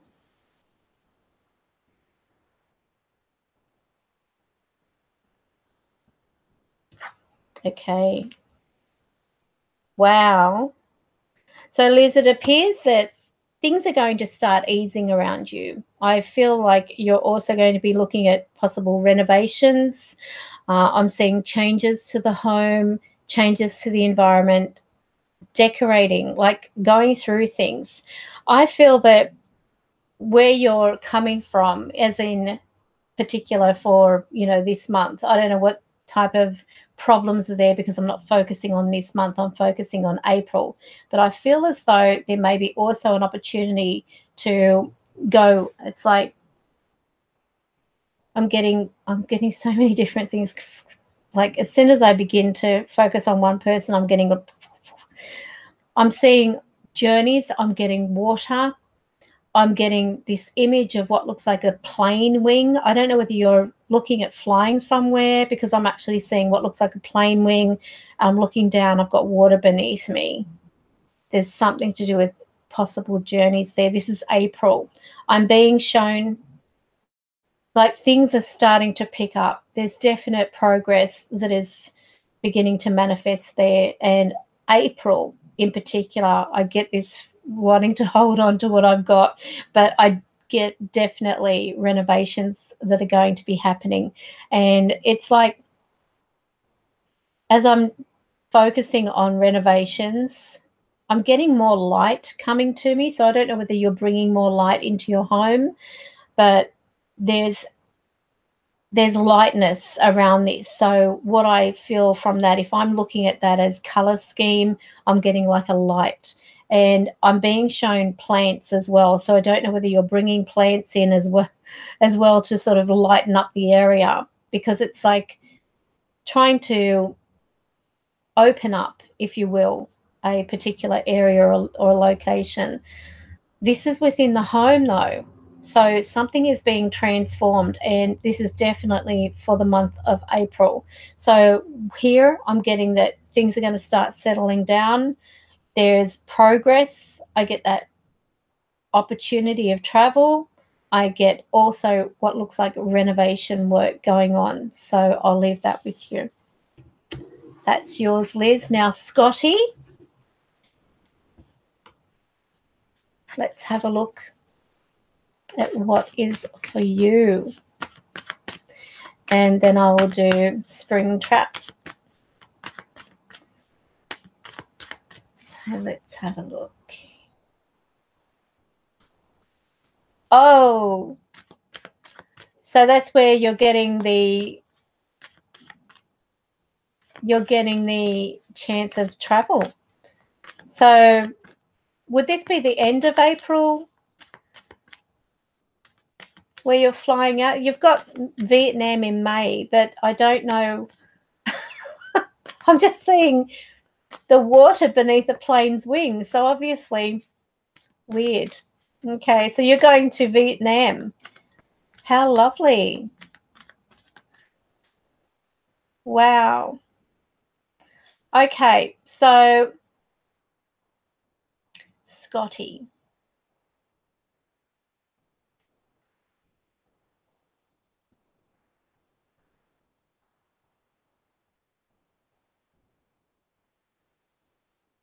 Well, this is a very good start for you, Scotty. All right. I'm being shown security, signing things, and possible new work. Now, I don't know whether you're in the process of looking at doing something where you're getting extra money, but I see something legal being signed around you, Scotty. I feel like it's like something that is entitled to you is on its way. And as I'm focusing on the month of April, as you've just seen with Liz, when I start getting certain visions of things, they can also proceed into the following months because of the fact that I saw April, but it was May that she's going overseas, but that wasn't what was coming through the cards. This was visions that I was getting of this thing. With you, I feel like it's like I'm looking around, I'm putting out applications, I'm seeing what looks like a legal document, and I'm getting signatures being signed on that. So there's something important which is going to be providing great security to you, but you've also got to, it's like I get advice coming, and I'm getting what is like a authoritative position around this. Someone's giving you some really solid advice, and this may be to do with marketing in some way, as in work. I feel as though my hands feel gritty. I don't know what kind of work you do, but I'm getting this feeling like my hands feel gritty. I'm also seeing lots of wires for some reason. I don't know what the wires are for. Unless you're starting to get into spirit box making. All right. Now I'm seeing another person. Dark hair, olive skin, dark eyes, female, communicating with someone who owes some money as well. I don't know whether this is a female, but I'm getting money, investment, paying back, sorting out things. Now, if, for example, there's been a misunderstanding as well, I need you to know that if you can be wrong, so can they. There's choices. It's like you're going to be weighing up the pros and cons of a situation, and it seems as though it's going to end up with what appears to be a signature. There is a signature. There's agreements coming. You're working on a box. I'm thinking, what are these wires? It's like tiny little wires, not like, in an electricity thing. Okay, so I'm actually getting this, obviously there's money, there's security coming. Changes are definitely in store, and April is going to be very important to you. I feel like there may be applications going out for something else. So I hope that makes sense to you. Probably won't until April, but I'm glad that, wow, there we go. So let's do our lovely spring trap.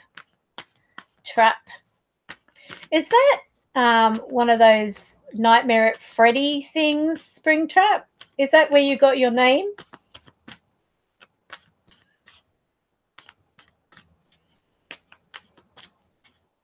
My daughter loves Nightmare at Freddy's stuff.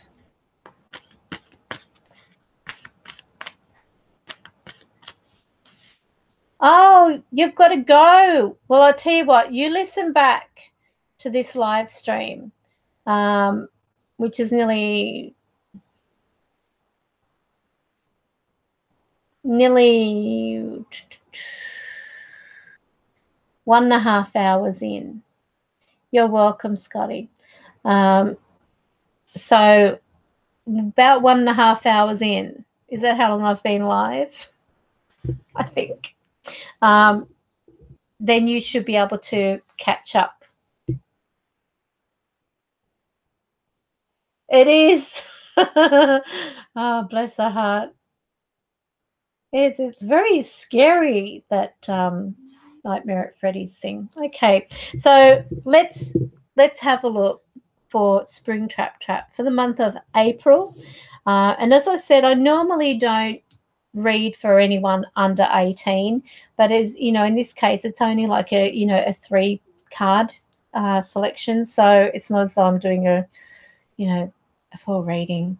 So I think we can be safe with this. So, Spring Trap Trap, Ellie May, April.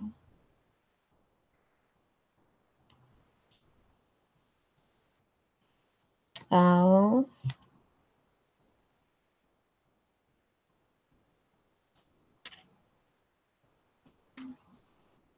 Okay. So, Joanne, she's so worried about you, isn't she? It's like because I get this feeling like she's starting to lose, I don't know whether she's starting to already lose interest in certain things. But it's like, whatever it is, something in April, it's like she's losing her interest in something. It's changing direction. Whatever she was once passionate about, or, it's like she's walking away from that. She's changing in some way. I get transformations, great transformations in April. I feel that with you, she's really focused on you. I get a lot of connection with you, Mum. That's Pumpkin Joanne. I actually see that great transformations are at work, and they seem to move her from one path onto another. So sometimes these are difficult passages that people go through where, we have some struggles to deal with, and there is progress, because I'm actually getting that rising from the ashes like the phoenix, so to speak. I'm being shown she may be talking about wanting to go somewhere, like okay, I don't know whether it showed up. Did anyone see a flash on the screen at all? Because I just had this flash right beside me. I'm being shown losing interest in things, walking away from things, getting to talk with someone who appears to be a male. I don't know whether this is a friend of the family or someone who is connected with the family, because I'm actually getting like connecting with the male, talking about things, and also trying to be supportive for Mum. So there's a combination of things happening. She seems to be growing up so quickly, Joanne. Definitely growing up very quickly. So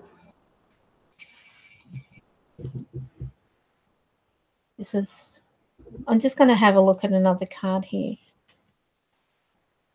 Okay. I'm also seeing something to do with her bedroom. What's this? Is it possible to read for oneself even if you don't have the gift?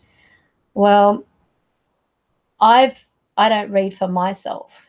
So I guess you could, but if you're dependent on, reading what others say about certain cards, it's better to feel what you get from the card. But anyway, let me just connect here. I'm seeing what looks like getting things for the home. It appears to be to do with the room, something to do with the bedroom. I'm getting what looks like out with the old, in with the new, changes happening.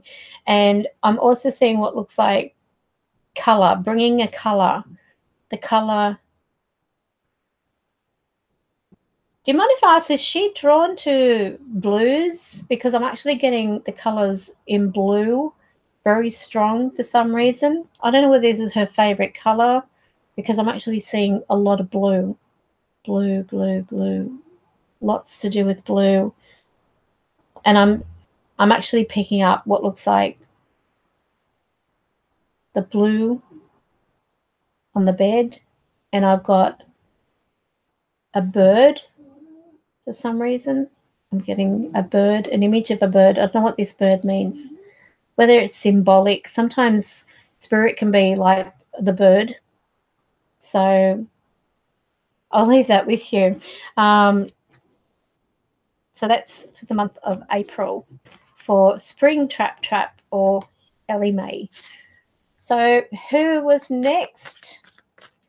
Let me just go back and have a look.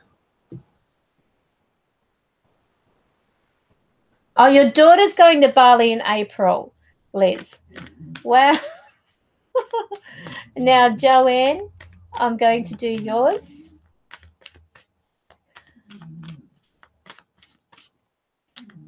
Okay. Joanne. April.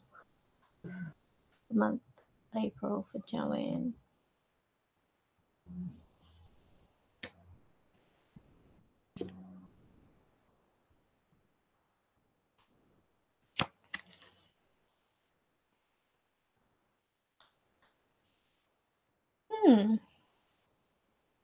Now, Joanne, for some reason, I'm seeing a male. Now, I'm just going to show you this image, if it'll focus. This here is the Knight of Cups. And this is a person who, they seem to be like in and out of the picture, but they're around in some form. Now, this may be if you're not with somebody, and I don't know your circumstances, but for the month of April, I get this vision here through this card of a male who seems to be discussing circumstances to do with the matters of the heart. I'm being shown here. It's like possibly going away. I don't know whether you're going away with him. It's not showing me that. I'm just getting this going away, and yet there is this feeling of being really pleased with myself. It's like something beginning to form. Now, if this is somebody coming into your life as an example, then this actually shows me that there may be a connection with overseas with this person.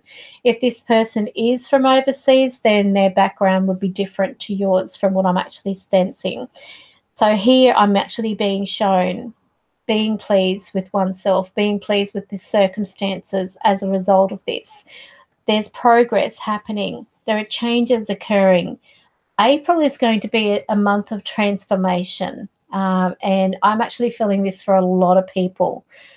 So don't be surprised if things begin to ease. I'm getting connections, communication, telephone calls. I don't know whether you're communicating through a computer, that type of thing, but I'm actually getting this feeling of progress, things moving forward, changes happening, feeling much happier with myself and my position.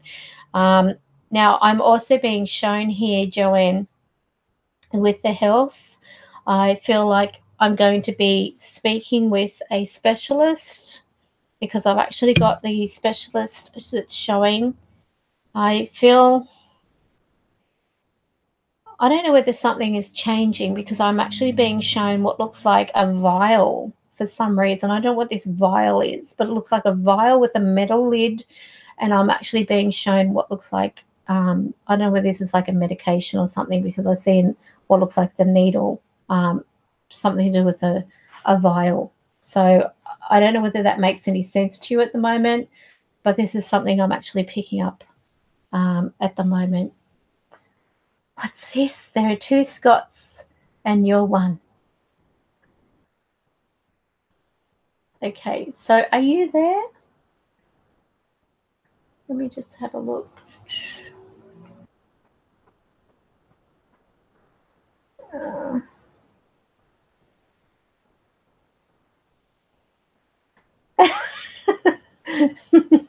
Joanne says, oh no, no more males. Where are we?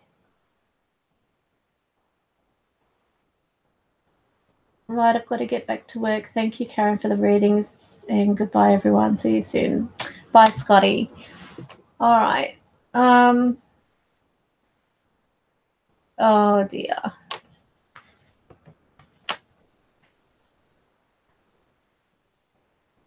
Wow. So that's good, Joanne. You've just validated her favorite colors, blue and green. So, and you've just done her room. So there's more things coming in. I'm actually, you know what's weird? Just as I'm talking about that, I'm being shown, you know, those pillows where they've got like the changing colors when you wipe your hand over it, and it's got like, I don't know whether it's like a metal thing on it or something. I don't know what they're called. Those funny pillows. I don't know whether she's getting them, but I'm also seeing what looks like emoticon pillows or cushions. Weird. So this might be her room's getting changed a lot, and I feel it's a time of transition. So yes, Joanne, I'm afraid it appears that there is a male who is either coming into your life from overseas or he's around you, and he has a background that is different. So I'll move on. Now the next person.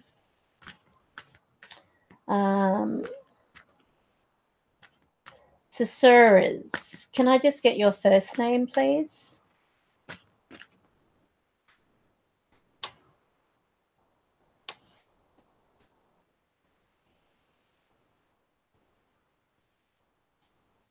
The sequins. Yeah, they're sequins cushions. Renee. Okay. Okay. So Renee, for the month of April.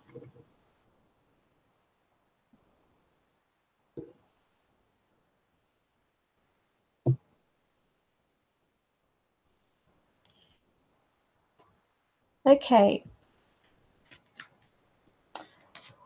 Well, Renee, it actually looks like you're not really happy with the way money is. I'm being shown, it's like watching grass grow, if you want to put it that way. It's slow. It's taking a while to build up, and you might be trying to save, doing what you can to look after your money. I actually get this feeling you're going to be talking with someone who's going to help you. They're going to give you some guidance, or they're going to give you new opportunities. This is like a male who is a boss. He's in charge of his own company. I don't know whether he's giving you an opportunity to work for him or do something that's going to help you financially, but I feel that he's going to help you get onto a new path, and this is in April. So it's a very positive month. I get a lot of, as I said, April's a time of transition. It's going to be changing so many lives this year. And what I'm actually seeing here is you're going to have new opportunities that seem to put you in a path where you can actually make more money or make better progress with your finances. But this male, he's very, very, he's very ambitious. He seems to be very focused on materialism. So if he does give you some advice about money or offers you an opportunity to work for him, take it, because I actually feel that there's a lot of progress you can make through this person. They seem to be noticing that you're obviously not as content as you should be with the finances. And if it's slow, this person's going to help you out. So they're going to really give you a boost into new opportunities. Great time for April, which is the world. It gives the completion. It's like being successful, having what you want. So very good month for you there, Renee. So let's have a look who we have next.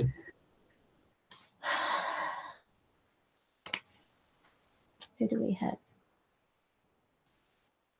Oh, Scott Preston. I could really use a reading really bad. Okay.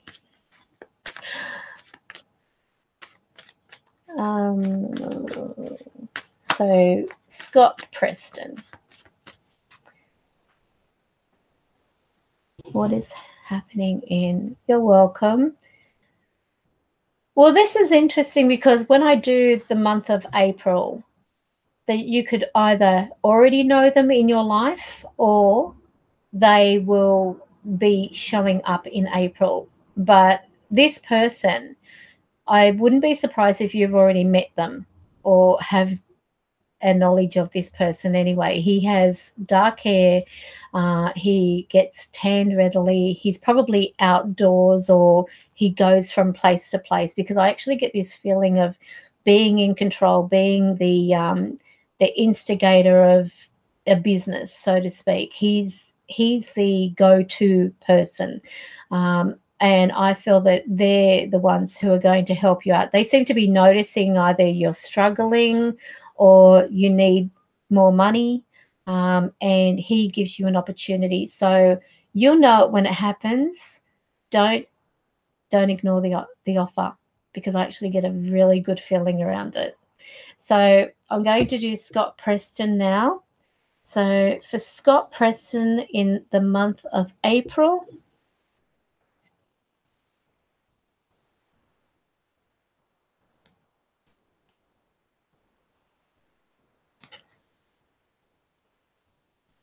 okay, so Scott, it looks like you're going to have your wishes fulfilled. April is going to be a positive month for you. And what I'm actually seeing is you talking to a person as well who seems like a male with a very friendly face, giving you also a new start where finances are concerned. I don't know whether you're talking about investment, because I see what looks like property, premises, that type of thing. And you need a good lift? Well, it's going to happen. So I'll just show you the card that proves this is the card of rejoicing, and this is for the month of April. So this is a really good start. Okay, it's weird. My phone has just gone on Siri. What?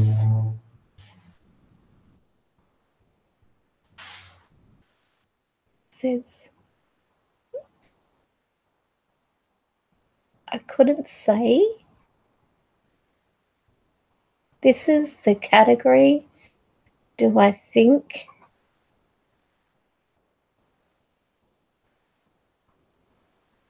I didn't say that. So I actually feel that there's going to be a great opportunity for you, Scott Preston, to start something new.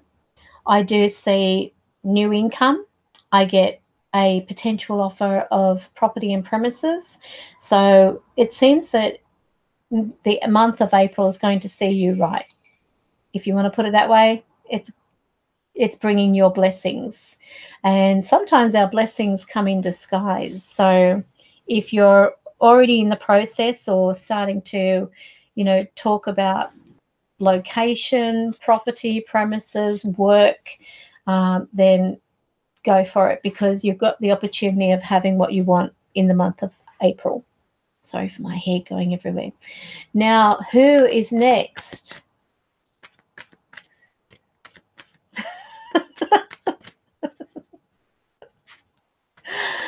Cerise says, thank you. If he's really fat, I know who he is. That's not very nice.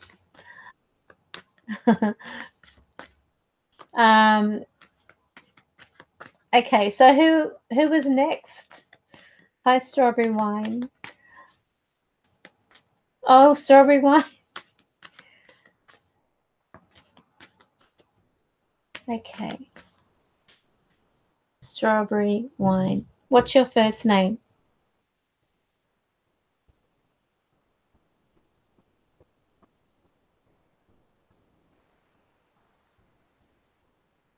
Well, it's going to happen, Scott. Trust me. If it comes up in my readings, then it's on its way. So keep doing what you're doing, because everything that we have in our future path is what we're already putting in motion in our lives. Okay, so Cheryl. What is in store for Cheryl for April?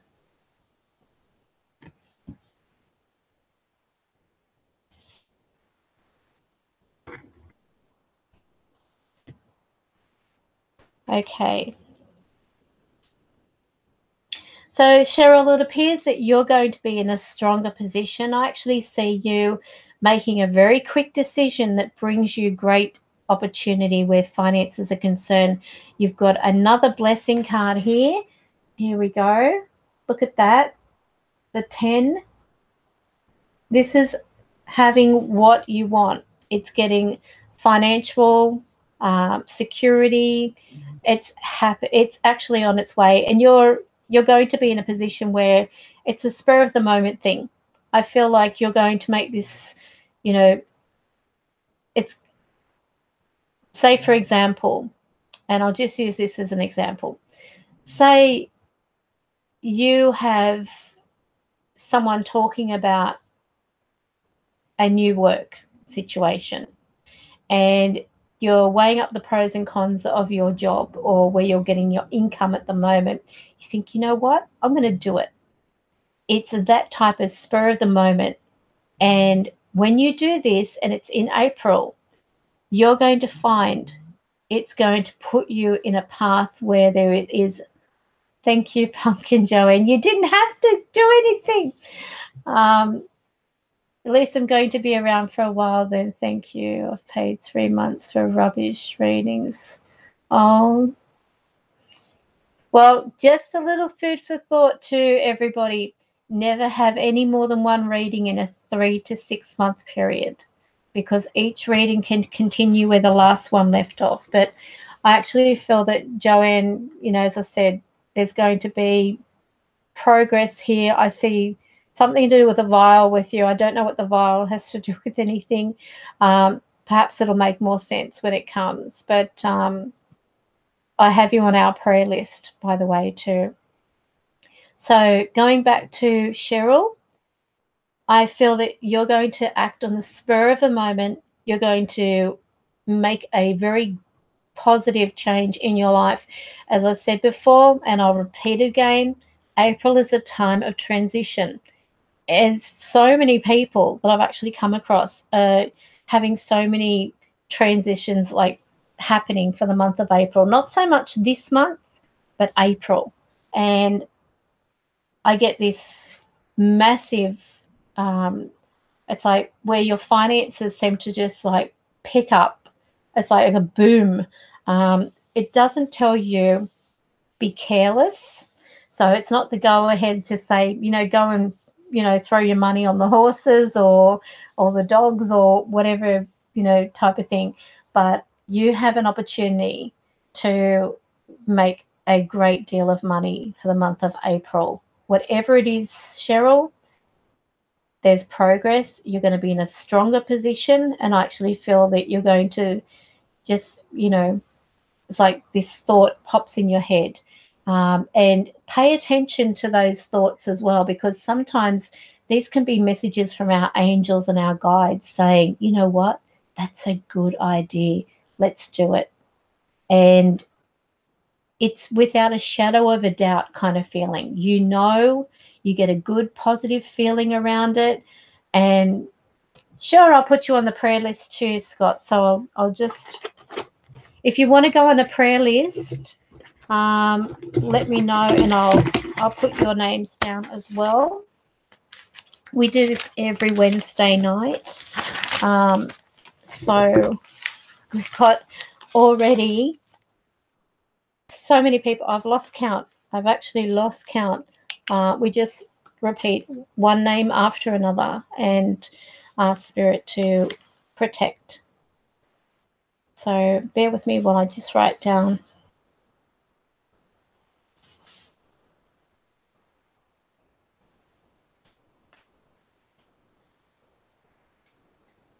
Okay. All right, you're welcome. So if you do get that idea, Cheryl, to do something and it's a very positive, good feeling you get about it, don't ignore that. That's all I've got to say, because it's gonna pay off. Whatever it is, whatever this is that you're going into in April, it's going to pay off very well. So who was next? Who's my next victim? Yes, do let me know how it goes. I love having the feedback.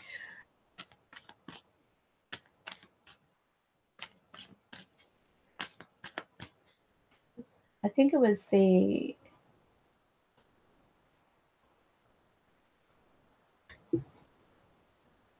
Okay, so unpronounceable names. What's your first name? You're welcome. Oh, I love you too.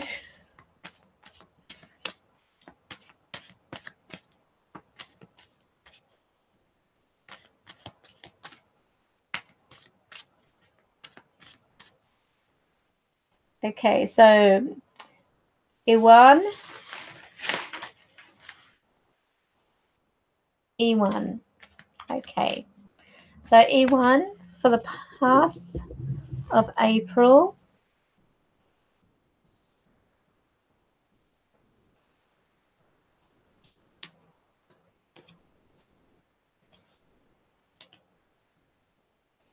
Okay.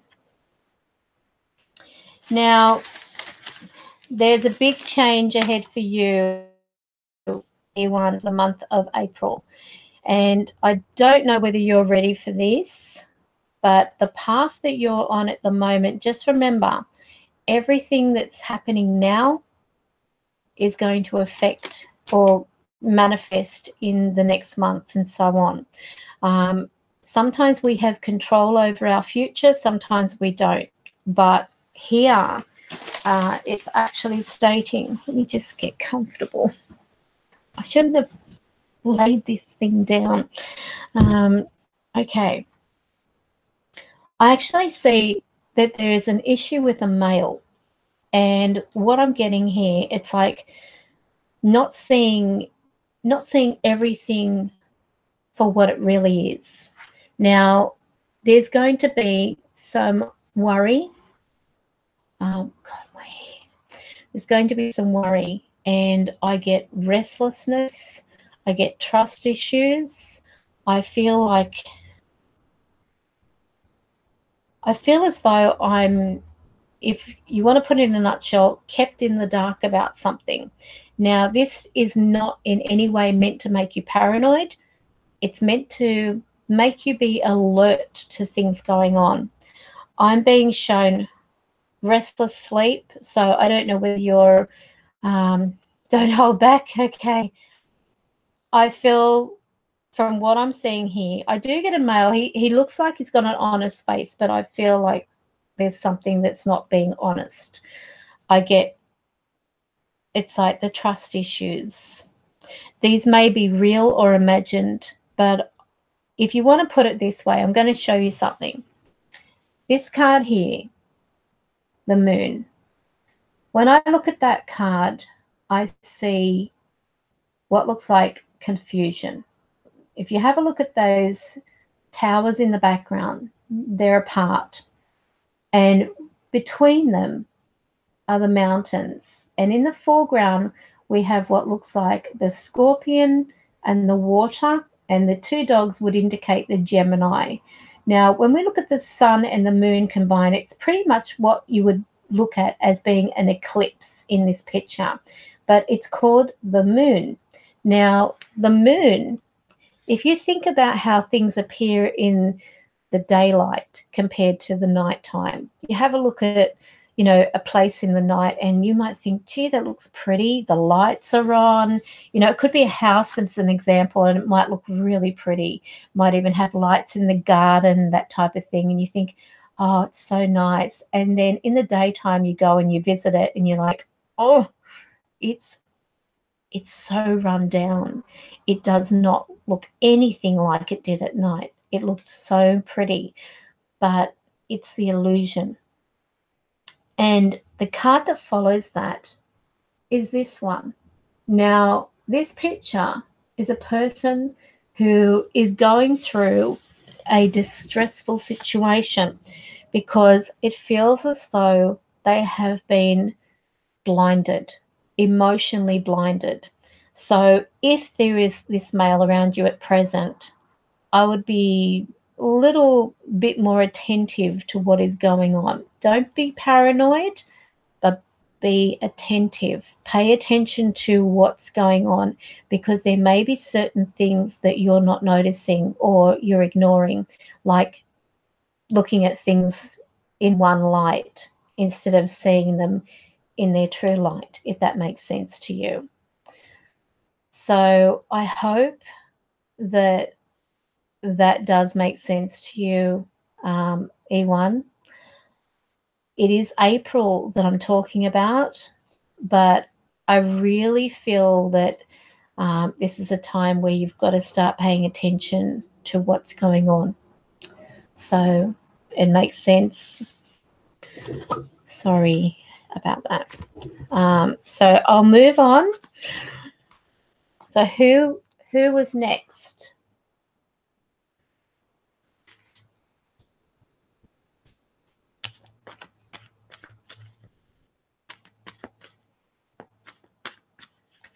Who was up next?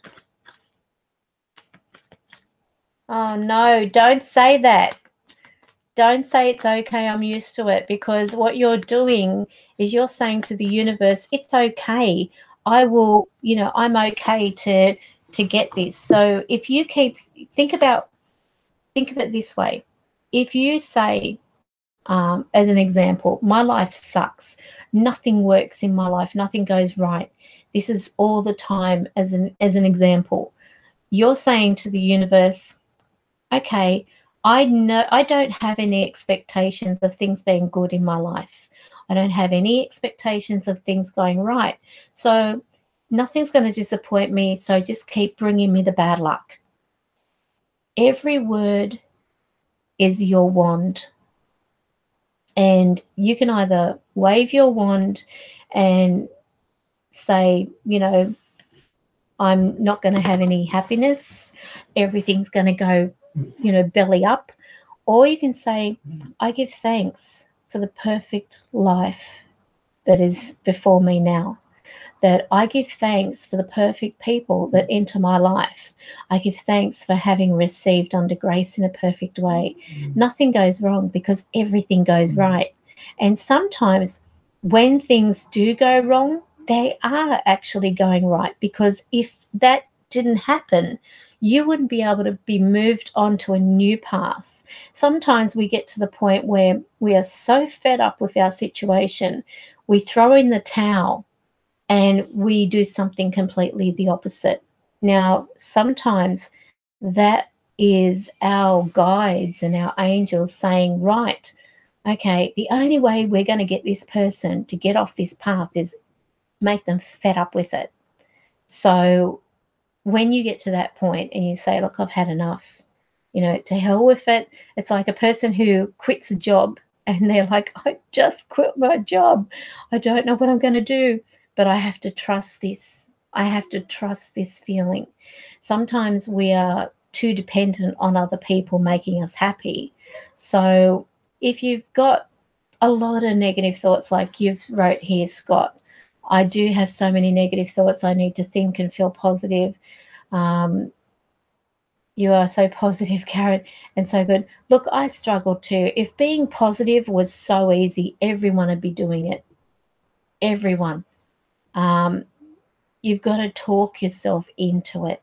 You really do. If you give up on yourself and you say, nothing works in my life, all I meet are drop kicks, people who just use me, people who are no good for me, they are in my life all the time, that's exactly what you're going to have, because you've got to be exactly, today I'm strong, tomorrow I will be stronger. And those who are struggling with work and everything, look, I'll tell you what, if any of you really want to invest in something, invest in a book called The Wisdom of Florence Scovel Shinn. The Wisdom of Florence Scovel Shinn. She is fantastic. This book can be bought on Amazon for probably under $20. And she was around in the 1800s. People used to go to Florence to get treated for the right the right affirmation to change their circumstances. And she actually has all these examples in the book. Your word is your wand, the power of the spoken word. You know, it's incredible, really is. So I do recommend, if you can, grab yourself a copy, invest in it, because when you invest in that, you'll be investing in you. It is a really brilliant book. And if you feel like you're on a downer, just pick up that book and read it. And honestly, you'll be lifted. I remember when I got that book, I was reading it and I could not put the book down. I was just reading this book from cover to cover, and I was on a high because of the book. I was really excited because it just made so much sense. It was clear. It wasn't like complicated words or anything like that, and it was easy to read. It was something that just flowed. And as I was reading it, I didn't realize, but my whole demeanor changed. I remember in that book, it gave examples of certain things and situations. You know, give thanks for something you don't have yet, but you want. By giving thanks, you're already putting in motion to the universe that you deserve it. So I thought I'd test out that theory. And I remember turning to my husband, and we went to, where was it? We went to David Jones at the time, and there was like a little buffet area kind of thing where you could, like a restaurant. And my grandmother had her birthday there. And as we were walking through, I remember going through this part of David Jones, which had the grandfather clocks, grandmother clocks, and everything like that. So I thought, that's what I will ask for. So I thought, I'm going to test this theory because I've never before used positive affirmations and everything like that. So I said, and I'll never forget this, my husband's like, I said, I give thanks for the grandfather clock, which is mine by divine right. I cannot lose it under grace in a perfect way. He said, what do you want with a grandfather clock? I said, I don't know. I said, but I'm going to give thanks for it. And I was positive. I was glowing. And he said, you should keep reading that book. So anyway, we then went house hunting. And I'll never forget when the realtor said to us, there's a granny flat at the back of this house. I went, oh, I could do my studio there. You know, all the alarm bells going off and everything. And I said, okay. And he said, oh, by the way, the owners before said that if there's anything in that room, like the granny flat, that you want, you can have it, you know. And I kid you not, he put the key in the door and he opened up the granny flat. And my God, right in front of us was a grandfather clock. I looked at my husband. I had goosebumps up my arms. I had goosebumps up my, my cheeks. And he said, no way. And I said, look, we've got a grandfather clock. It works. It works. I was so excited. And I incorporated that into all my readings after that. You know, I had that room, the granny flat, for people who used to come to see me for readings. It was incredible. And then the funny thing was, because I really didn't want that grandfather clock, when I got close to it, it wasn't real. It was chipwood with contact wood on it. It had screwed in pendulums. It was battery operated. And I thought, holy cow, if I had really wanted that, because I said, well, I don't know why I said it, it's because we walked through that section and we were both, well, we don't really want a grandfather clock, but I was testing it. And if that could happen in a test, so to speak, to show show that in action for the universe, I thought, what else can happen? What else can manifest in my life?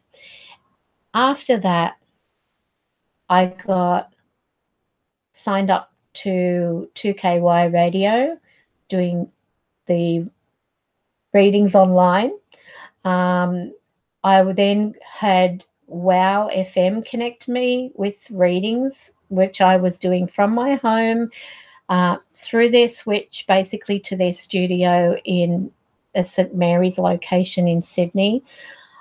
I had, was it Today FM contact me? They had me in doing like a couple of mornings, and it was fun, but it was too far for me to go and a lot of mucking around because they wanted me there around 6 a.m.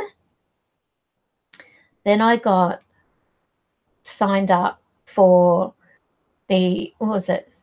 The Blacktown City Guardian. They came out, they contacted me. I gave away 5 free readings to the value of $100 each.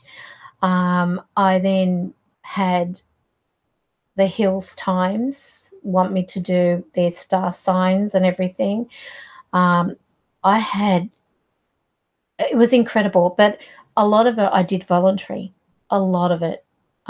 Didn't get paid for the radio, didn't get paid for my voluntary column, which was religious in the Bankstown Express. I'll just pop this on hold and I might show you if I can. Might be.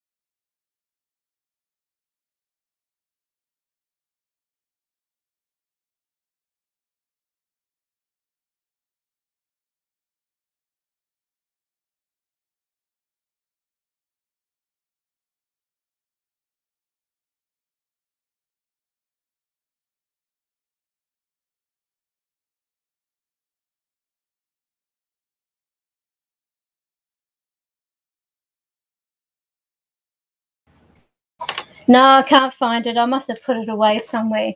I was going to show you, like I had a little clippings from when I did the readings and stuff like that, just so you could see a little bit of memorabilia from the past. But I looked so different back then. But just be positive. Just remember that everything you say is going to come back. It's going to be, if you're being negative, you'll attract negativity, because the universe doesn't have logic. It doesn't have the logic to say, oh, they're only joking. They don't really want that. You know, they want something better.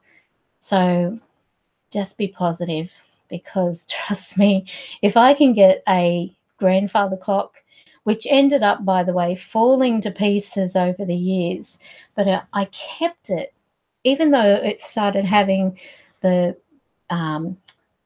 that contact peel, the contact that looked like wood peeling away. Even though it had that happening to it, I still kept it, because it was symbolic to me. It gave me an understanding that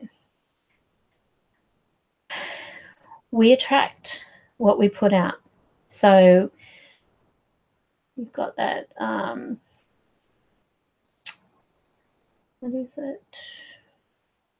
I wanted to ask what she thinks about people casting spells and working with spirits and deities. But she was on a roll, so I didn't want to interrupt her. Well, on the website, thehighpriestessstudio.com, if you go to the blog section, I actually do have a topic on curses. Personally, I don't believe in them. I believe that if we believe in a curse, we can, and someone tries to put a curse on us, if we believe in it, we can curse ourselves.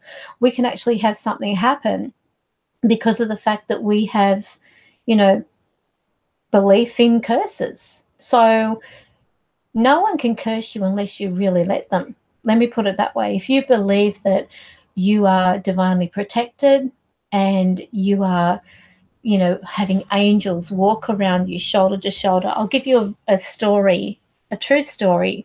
When I used to be in the Baptist church, when I was a young child, probably up to about the age of 12 before I became Catholic, and that was only because my mother married a Catholic, so we couldn't have one part of the family go to one church and us go to another. And the only reason I got to become Catholic is because I was christened in the Presbyterian church as a baby, because I don't know whether anyone's familiar with the Baptist church. If you get, you know, baptized in that, everyone in the church is in the congregation are your godparents per se. But my mother wanted me to have a godfather and a godmother. And so to do that, I had to be christened either in the Church of England or the Presbyterian. So I was christened in Presbyterian, and my uncle was my godfather and her best friend, Cheryl, was my godmother.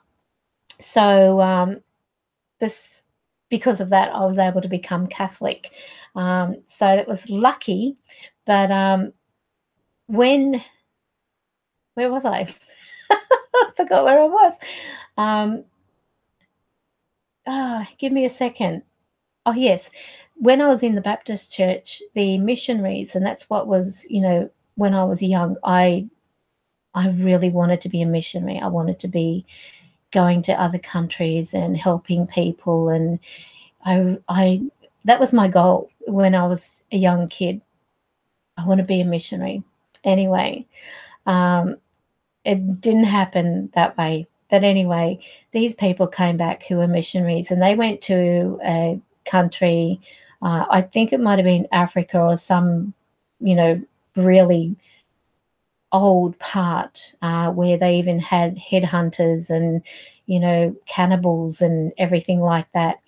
And they said that when they were sitting down around the fire, the interpreter, the person who was their guide or whatever, he was telling them about the different cultures, and they were there to translate, if you will, to the villagers and about, you know, God and everything like that.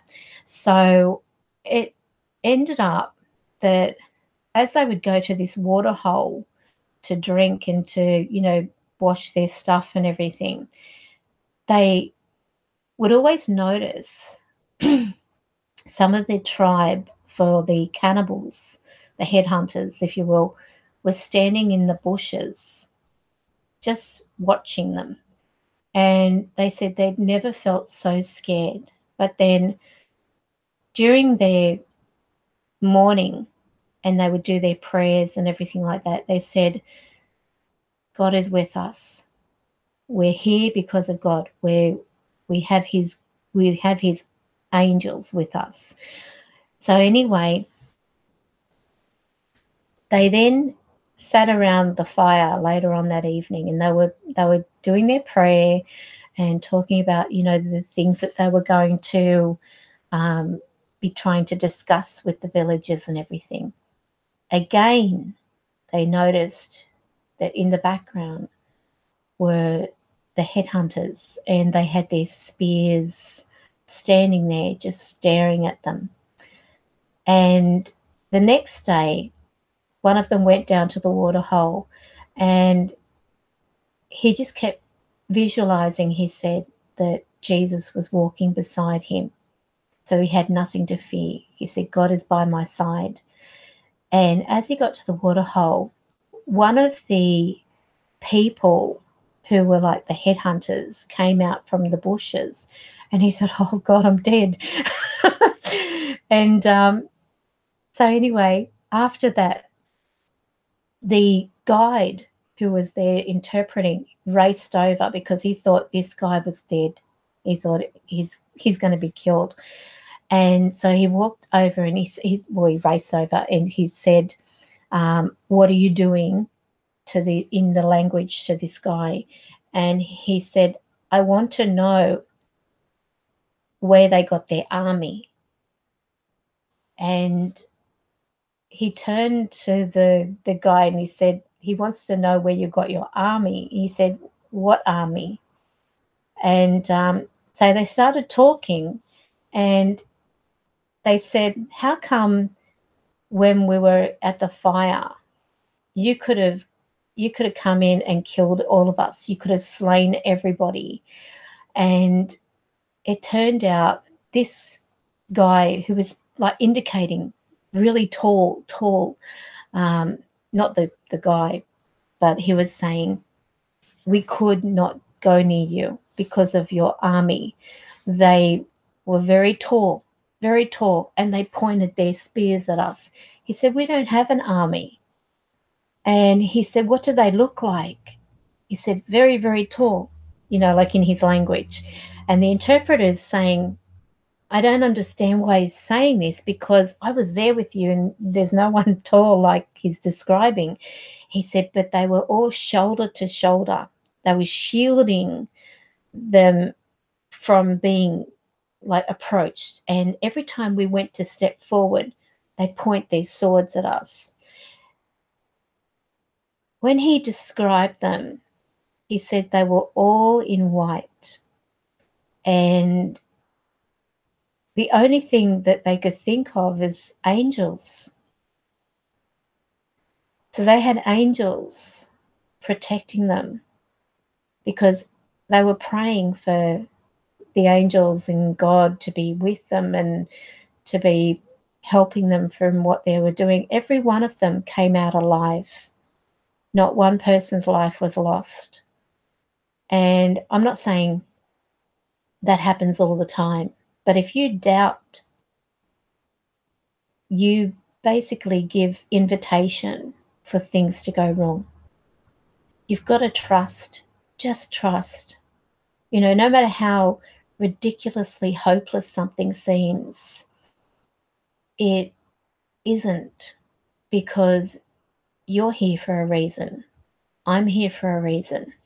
Everything we go through has a reason. If you think of one of your most difficult situations and how you overcame that, and I can think of several. A girlfriend of mine a long, long time ago, I'll give you an example.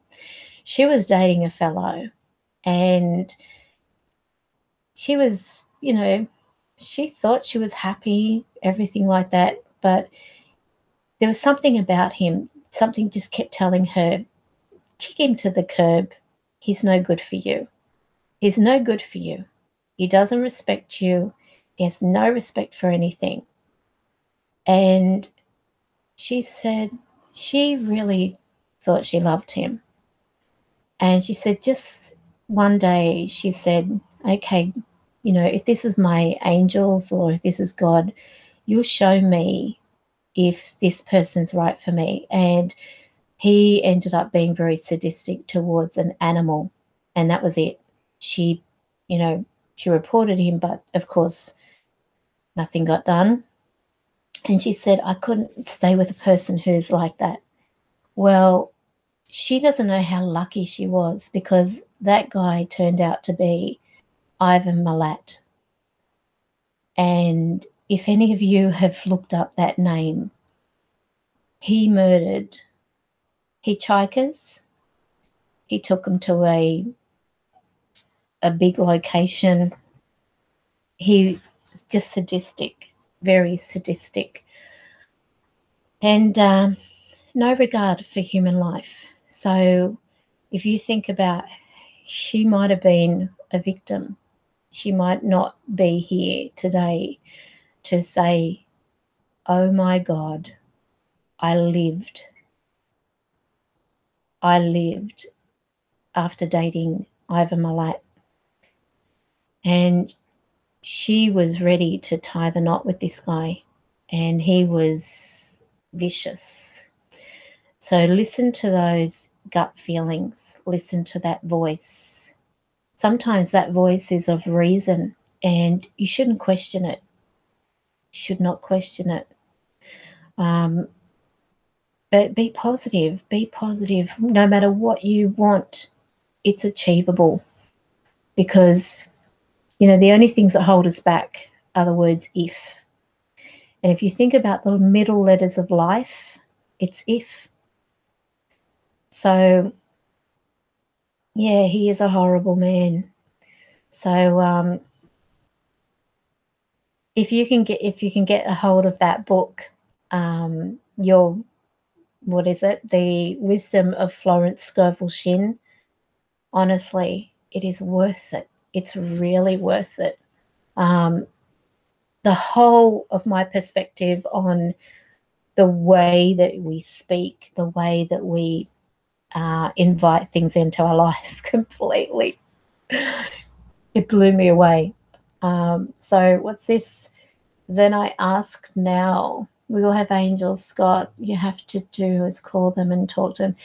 You don't even have to call them, because they're there right now. Every one of you who are watching this have an angel with you. They don't leave you. They never leave you. And it's beautiful. I mean, if you... Okay, I'm going to do something. I want you all to close your eyes. Don't look at me. Just close your eyes. And I want you to picture in your mind that right in front of you, smiling, is a very tall, illuminated being of light. Now, you might see them to have long hair. You might see them to have short hair.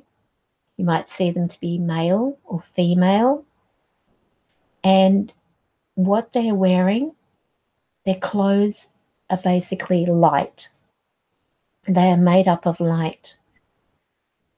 And the way that they're looking at you, I want you to try to focus on their face.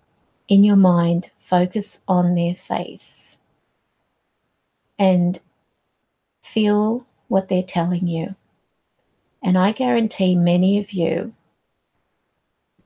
will say that what you feel from this person or this being is love. That you will hear in your mind the words, I love you. And your angels do love you, because they're there for you. And they want you to call upon them. They want you to talk to them. They want you to depend on them. Don't be too scared. Don't feel that, you're going to overburden them. They want to be able to help you for anything at all in your life. They want to be able to help you through it. I've even asked my angels to give me a car space. I've said to them, you know, guides, angels, if you're with me, please give me a car space outside of such and such. And it's like I drive there and someone pulls out directly at the door of where I want to go without fail. When I used to go to the office to do my readings, I would get in there and, I mean, the streets would be packed with cars. But I always, as soon as I left my home, I would give thanks for the space directly in front of the office, which was mine by divine right. Now, it wasn't, you know, allocated space for anybody. It was street parking only. And I just kept giving thanks all the way. So Scott has actually seen a female angel. So that's how easy it is to connect with your angels. Just ask them. Say, thank you for being with me. Thank you for watching over me. Because they are listening. They feel what you feel. They feel what you're going through. They know your pain. They know your hurt. They know your struggles. And they're there for you. They want you to labor them with all you're going through. Just visualize that, you know, don't feel bad for handing everything over to them. Just do it, because they are there for you. They're there to take the load away from your shoulders, take the pain away from you, take your heart that is hurting and feeling so vulnerable. They're there to take your fear.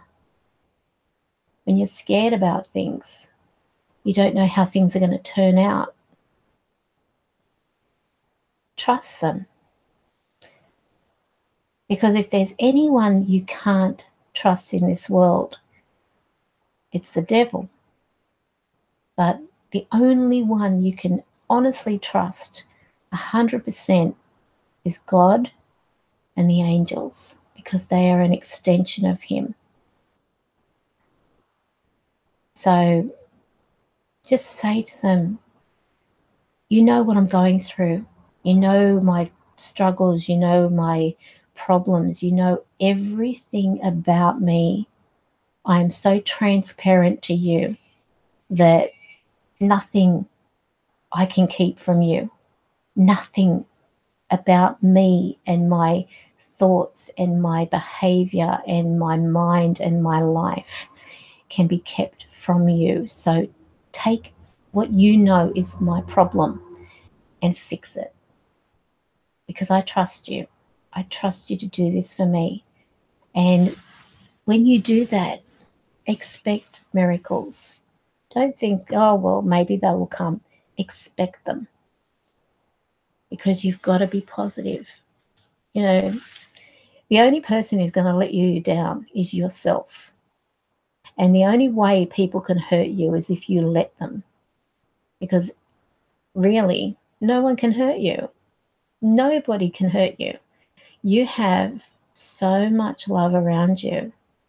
If you just opened your eyes and saw that, don't look for love from other people, you'll be disappointed. Look for love from your guides and your angels and God, because then you'll find that anything is possible. Have you ever wondered why, you know, people might treat you bad, but animals seem drawn to you? Because they can see you for who you really are. When animals are scared of somebody and that person seems really nice and friendly and everything, you often wonder, how come that animal doesn't want to go near that person? What is it? Are they bad? And the answer would be that all of them, what they give off, they may be deceiving people, but they can't deceive an animal. And if you even have a look at a person, you know, say, for example, you've got kittens for sale or dogs for sale, if that animal doesn't go up to that person and they choose that animal did not select its owner. Do not let that animal go to that person, because it's an injustice. That animal knows something is not right. Even the mother dog will know who is to be trusted with her pets. I've actually, when my mother and my stepdad had border collies, they were breeding border collies, and there was one time that they actually had a guy come over, and the mother dog, Crystal, she would growl at this guy, and they couldn't understand why she would growl, because she wasn't a vicious dog or anything, but she did not want her puppies going near him. Every time one of the pups seemed to sort of like move out of the area, she'd go up and grab it by the scruff of its neck and drag it back away from this man. And she'd growl at him. Every time he came to go near the pups, she'd growl and show her teeth. And it ended up, this guy sat in the lounge room with my parents and proceeded to tell them how the skull of a puppy would make a good ashtray. And my parents said, "Get out." It ended up the following week, they were watching TV and he was on the news, and I don't know what the story was because I don't watch TV, but they said he was on the news and he was being supported by one of the, I can't even remember the name, that this solicitor, he seems to like protect all the criminals. I don't know his name, can't think of his name, but my God, can you imagine? They could have sold one of those pups to him and God knows what could have happened. But that's the kind of mentality some people have. And if animals won't go near them and they can instinctively test that, then this is where I say every good person should have a pet. Every good person. Because your pet is like, it's drawn to you for a reason. It's there for a reason in your life. But wow, you know, can you imagine? I can't fathom how anyone could be that nasty. But yeah, it just seems that there are assholes out there like that. But the dog, she sensed it, or the bitch, as they call them, she sensed it because she could see what this is like. That's right. He was talking about wanting to export the pups, and my mother stood her ground. Thank God she had in her contract for any of her dogs being sold, her puppies, that none of them were to be ever exported overseas, because she was so scared of them ending up in a meat farm and stuff like that, or in a dog ring or whatever. But it's amazing how people can be. So just having a look at your chat. Yes, he's a horrible man. I always had pets, can't live without them. Oh, really a nice guy. Those are the kind of people I'm not nice to. Yes, I agree. I won't say what I would want to. Yeah, honestly, I don't know whether anyone saw that thing, for what I was putting up last week. It was bit of a disappointment, but at least we were able to send at least $100 to that organization. And now, because of the time, I think my brain's gone to mush. But so was there anybody else that I hadn't done a quick read for? Have I left anybody out unintentionally?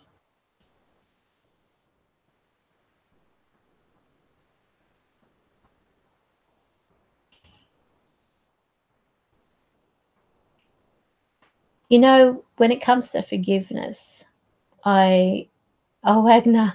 Okay, I'll do yours in a second. When it comes to forgiveness, because unpronounceable names wrote, I try to forgive, but that's a difficult one to forgive.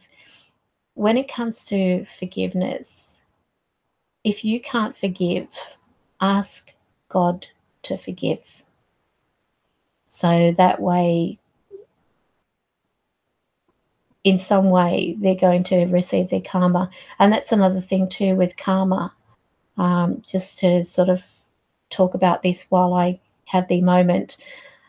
With karma, if you have someone who you have the irrits with and you think that person, they really did me wrong, or they, I can't forgive this person, or I hate what they've done to me, or I hate what they've done to their family, or whatever the case. If you're holding a grudge on somebody, I'll just say this.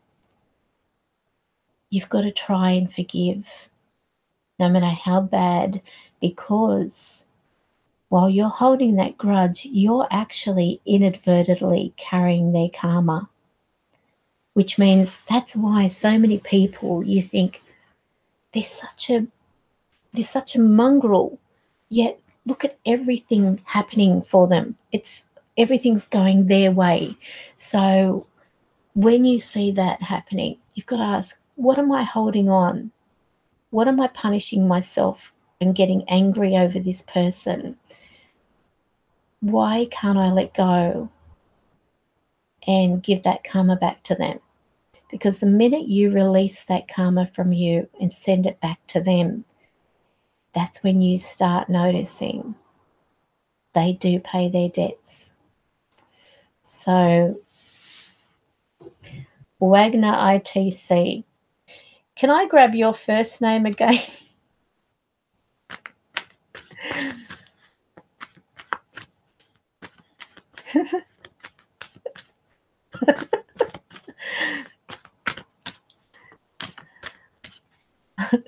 This is terrible. I've just had a blank. Bob. I'm so sorry. Oh, look, I'm hopeless with names. Birth dates I'm really good at, but names. Okay, so what we're doing is having a look at what's in store for the month of April. So let's have a look for you, Bob. Okay, so I'm selecting 3 cards. All right, so as I explained earlier, Bob, that April is a month of transition for everybody. There's great changes ahead. Now, I get news on its way that changes things. And what I'm also seeing is the opportunity of being more comfortable around you. I get this indication of things moving out of your home. I see furniture moving out. It's like out with the old, in with the new. I'm also being shown here that this is a time of feeling quite comfortable, feeling generous financially, that type of thing. So news is on its way. If you've put out applications this month, as an example, then you've got an opportunity for this news to come your way, because I actually see it's like through letters or telephone calls, and it changes everything. So nothing remains the same. You've got a lot of change occurring, and this is the card of change.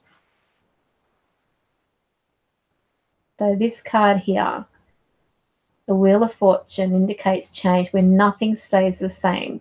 So you're going to find a lot of transition, a lot of new beginnings, new opportunities. And I also get this, talking with people that's occurring, putting things into a new direction, and especially around furnishings, belongings, property, that type of thing. So that is for the month of April for you.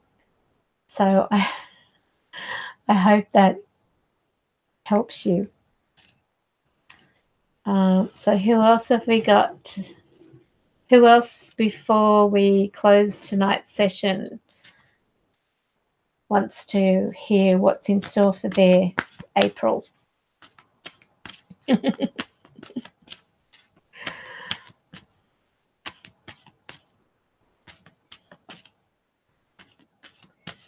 Caroline.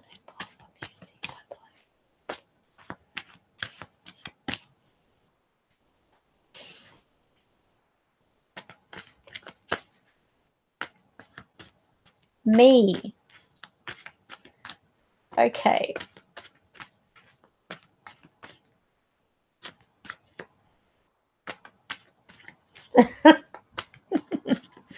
All right. So it's fallen angel. Okay. Caroline.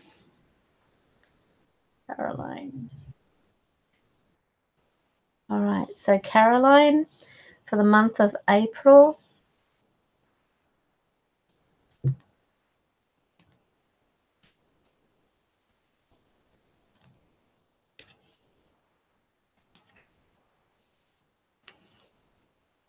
okay. Now, Caroline, I actually am being shown that in April, you've got to start bringing some balance into your life. Stop trying to overexert yourself. You're going to also need to possibly recover from things, because I'm actually getting shown medication, needing some time out. I don't know whether you've been feeling like an itchy throat kind of feeling, because as I'm talking, I'm getting this feeling like something around the throat. So it might be either a bit of a cold or something coming on. But I also show that this is a time where you're going to feel quite restless. It is a restless month because of the changes and things moving in different directions. But health-wise, I feel that you're going to have to put your feet up or take a break. You're going to be having a break anyway. So this is a time out, so to speak. I also get watch and pay attention to your dreams in the month of April, because in April there's going to be possibly some really weird dreams happening. So keep a dream diary next to your bed. Write down everything, from the colors to the way that the dream was, because I just get this feeling like you're going to be having some really weird dreams. And if you're burning the midnight oil, as they say, the chest infection, okay, so this is going to be a time where you will have recovery, but I'm definitely getting something to do with the throat area. I'm being shown medication, seeing a doctor, having that type of thing. So if you're already having that, then this is probably going to go into the month of April as well, if you're not running yourself into the ground, so to speak, because usually this is stress related. So at the moment you've got to start taking things in moderation. Don't overdo it. Try to control the emotions as well, because they do say that you sort of get a little bit more emotional than usual. So this is for the month of April. So hopefully it will be sorted out by then. Okay. So who was next? Was there anyone else?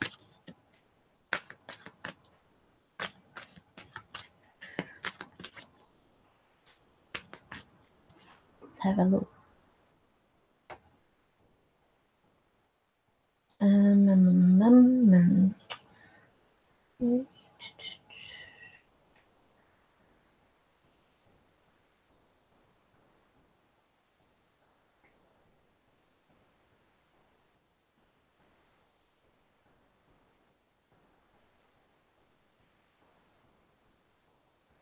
Who said Karen?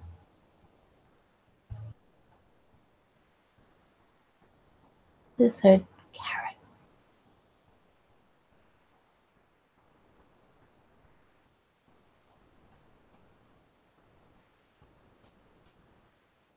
Okay. So, Ray, are you having one? Did you say? Did you want one?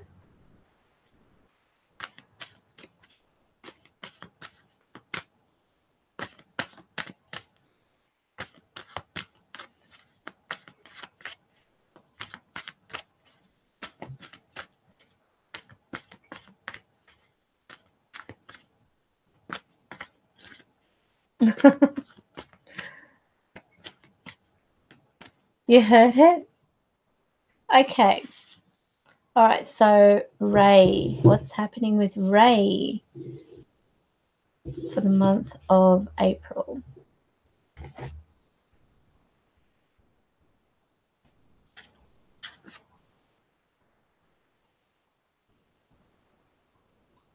Caroline's incognito. Oh, dear.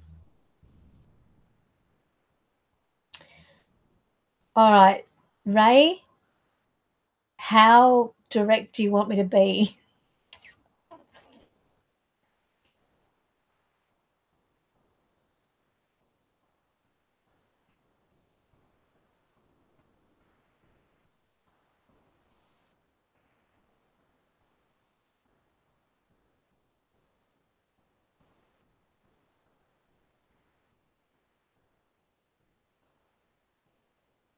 Are you still there?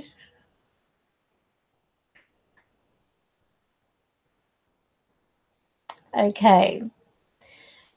Raya, I do get a connection with a female. She seems to be divorced, widowed, or separated. She hides her emotions really well. Now, do expect some explosions with this person.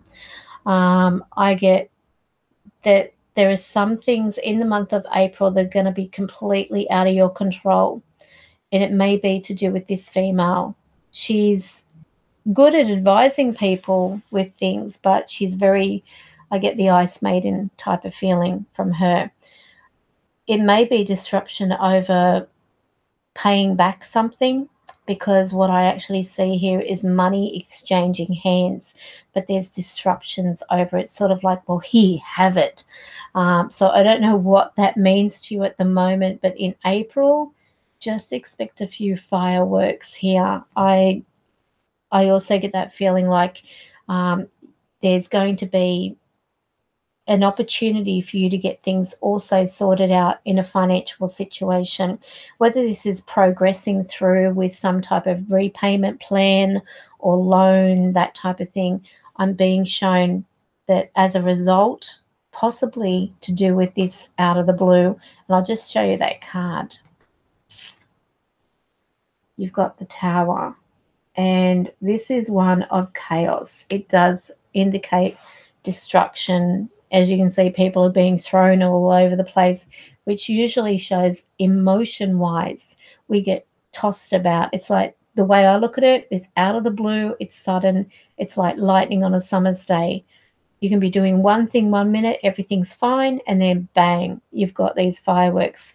It could be, excuse me, it could be that this female is going to cause trouble, and it may be over either you paying money to them or them owing you money.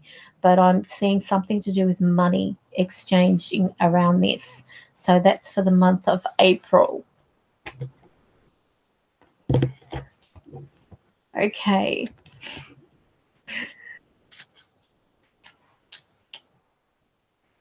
Who is next? or have I done everybody?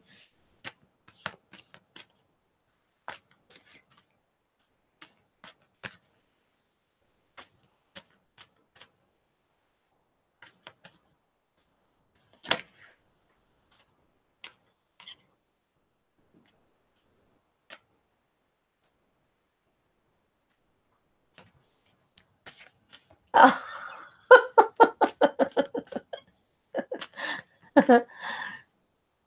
Oh, okay. So that's what you're talking about, Julie. All right then. Well, on that note, I think I will close the session. How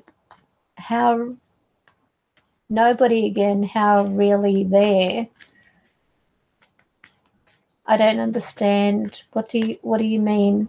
How really there?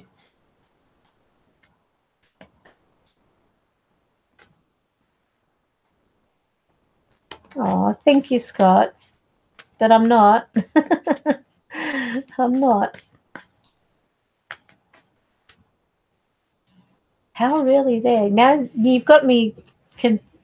I'm confused here. How really there? What does that mean? Nobody again.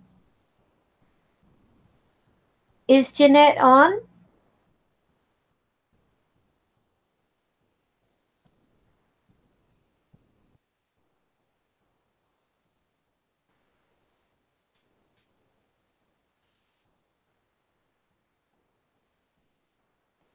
Is Jeanette on? Okay. All right. Well, I'll just do one more. So, Jody Sandbell. Okay, for the month of April, Jody.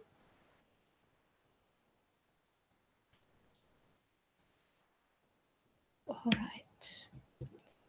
So who am I doing? Is it Jody or is it Jeanette? I don't know who I'm reading for at the moment. So, all right. So who? Okay. Start again. Jody Sandbell. Did you want a quick read for April?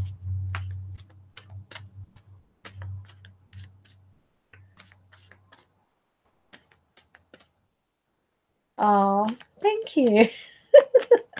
Even at 1 a.m. in the morning. Okay, I'll do yours. Jody? Hang on.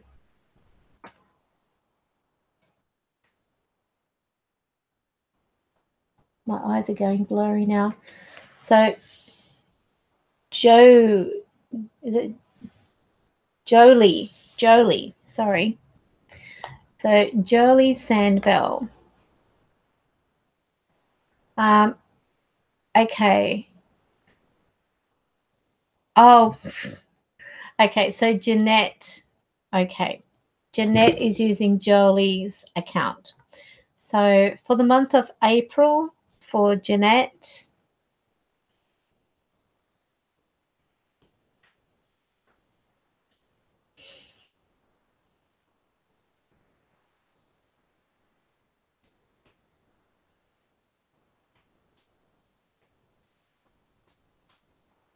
okay. Now, what I'm actually seeing here for you, Jeanette, is there appears to be someone who's coming really fast into your life. And what I actually feel is they're going to be either connected with authority.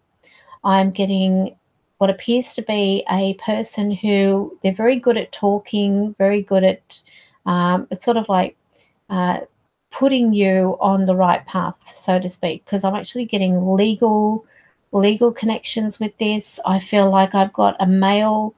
He's very talkative. He's got an honest looking face. I actually feel though that he's in a position of authority, but do not become overly dependent on this person. There's news coming. I don't know whether you're waiting to hear something, but I actually do get a positive sign around it. I'm being shown, I don't know, it's like, I don't know the word arbitration. I'm being shown connected to the family. I've got a female around me talking. Are you here for Jeanette? Can you come up and talk into that mic?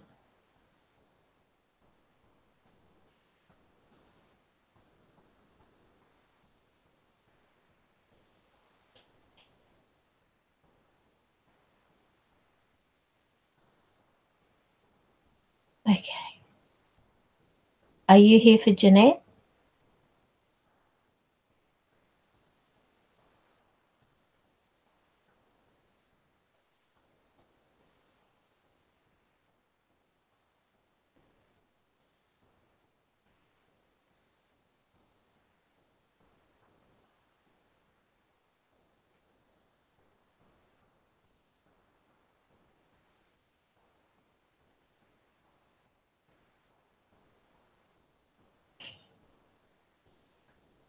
They're all around me. I've got so many talking around me at the moment.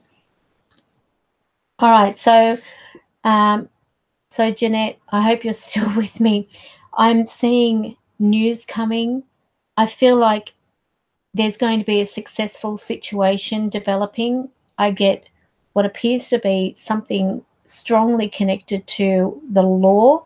It's like the law on your side. Something is in motion, and it may not present itself until April if it's not already there.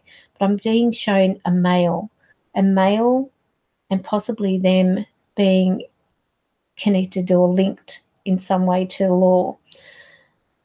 I'm just going to have a look at one more thing here. Jeanette.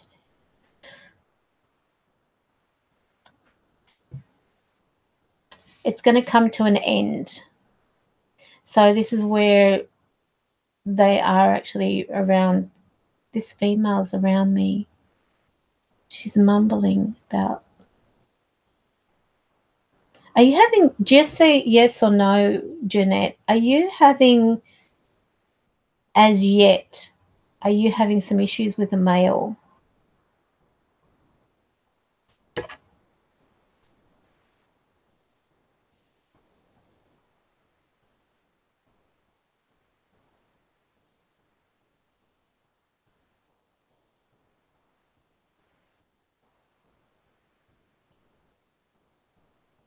You are. Because I'm being shown that there's going to be some intervention here through, it's going to escalate, and it will come to an end. It will finish. It will completely, a male, as in a male man.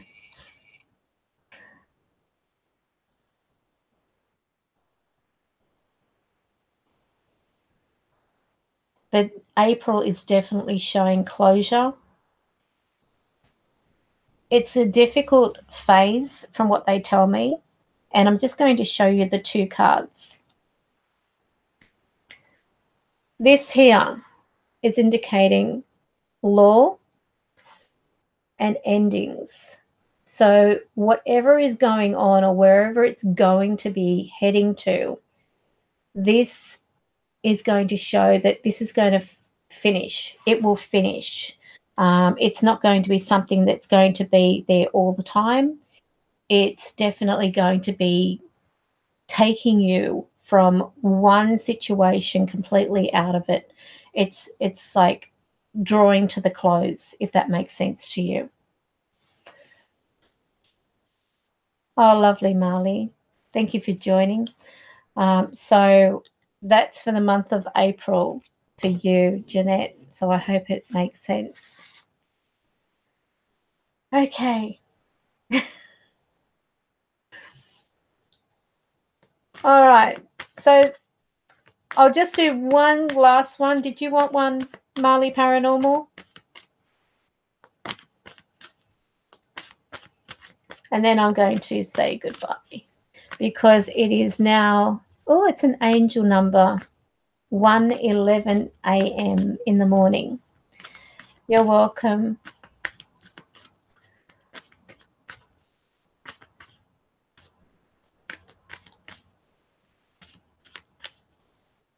Okay, so let's have a look. Now, can I just grab your first name? Is it Marley or, because I'm hopeless with names.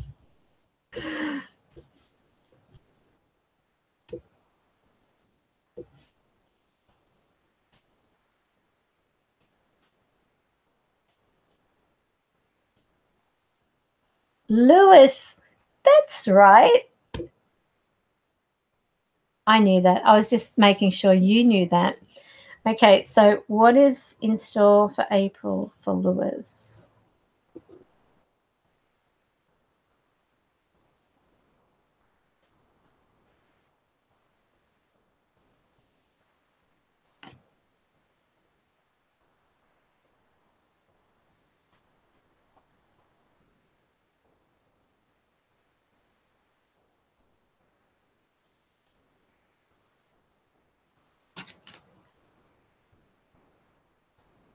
Okay. Now, Lewis, it looks like there's a lot of hard work ahead of you. But what I'm actually getting here is something to do with a union. Now, this may be two people coming together, either as a partnership or some type of unity. And what I'm actually seeing here is this is, oh gosh, if this is not indicating, and even the previous read, that April is a month of transition, I don't know what is. Because what I'm seeing in your path here is it's like things beginning to manifest for you. If you're looking at a partnership, Lewis, and there is like talking about going into something with somebody, this is going to be the month for it. I also see what appears to be changes happening in your environment. Now, this might be, as an example, being as a married couple, having new changes in relationships around you. I'm being shown there's things that are coming into the home. I'm seeing what looks like furniture moving from one location to the next. It's like they're moving the location. I'm just going to have a look here. Okay, it's a really good month for you. I can see that there's absolute rewards on their way. Whatever you've been working toward in your goal is about to manifest, and April's going to be the month for you. So I'm actually getting a lot of positive things manifesting here. And again, it is actually giving me the symbol of unity. So I'll show you the card of unity. This is it. Also, I referred this card as the marriage because this is the Pope. This is the church guy. What I feel from this is you're sitting down, you're talking about going into some type of arrangement or agreement, and I feel that this is going to make your path sort itself out. The good thing is you're bringing more balance and harmony into your life. Some part of you is definitely going to be, it's like leaping for joy is what I get. Oh, what a feeling. No, but I actually do feel that you're going to be taking things in moderation. This shows the hope and faith in the future. That's a good sign as well. So you've got a naked lady. Ray would have been in his glory in this card, but this is actually showing the hope and faith in the future and having rewards for all the efforts you've put out. So all the hard work that you've been putting into any situation right now is going to be paying off. And I'm also seeing great changes around the possible environment location. So I'll leave that with you. That's for the month of April. So I hope everyone's had a great night. I've enjoyed doing these little readings. I might do them every now and then. Yeah, okay. That's about the closest thing to... Well, you'd be very cool, I guess. That's the closest thing you get to anything nude on my channel. But thank you so much for joining me tonight in the live stream. 12 viewers. That's a nice little number. I'm happy for anyone watching the live streams. But I hope you've all had a great night and wonderful. So that's good to hear, Lewis. So I wish you well. I wish everyone well. And don't forget, be positive, because anything is possible and you are possible. Everything that you want is possible. So I'm going to go. Have a great weekend. Bye.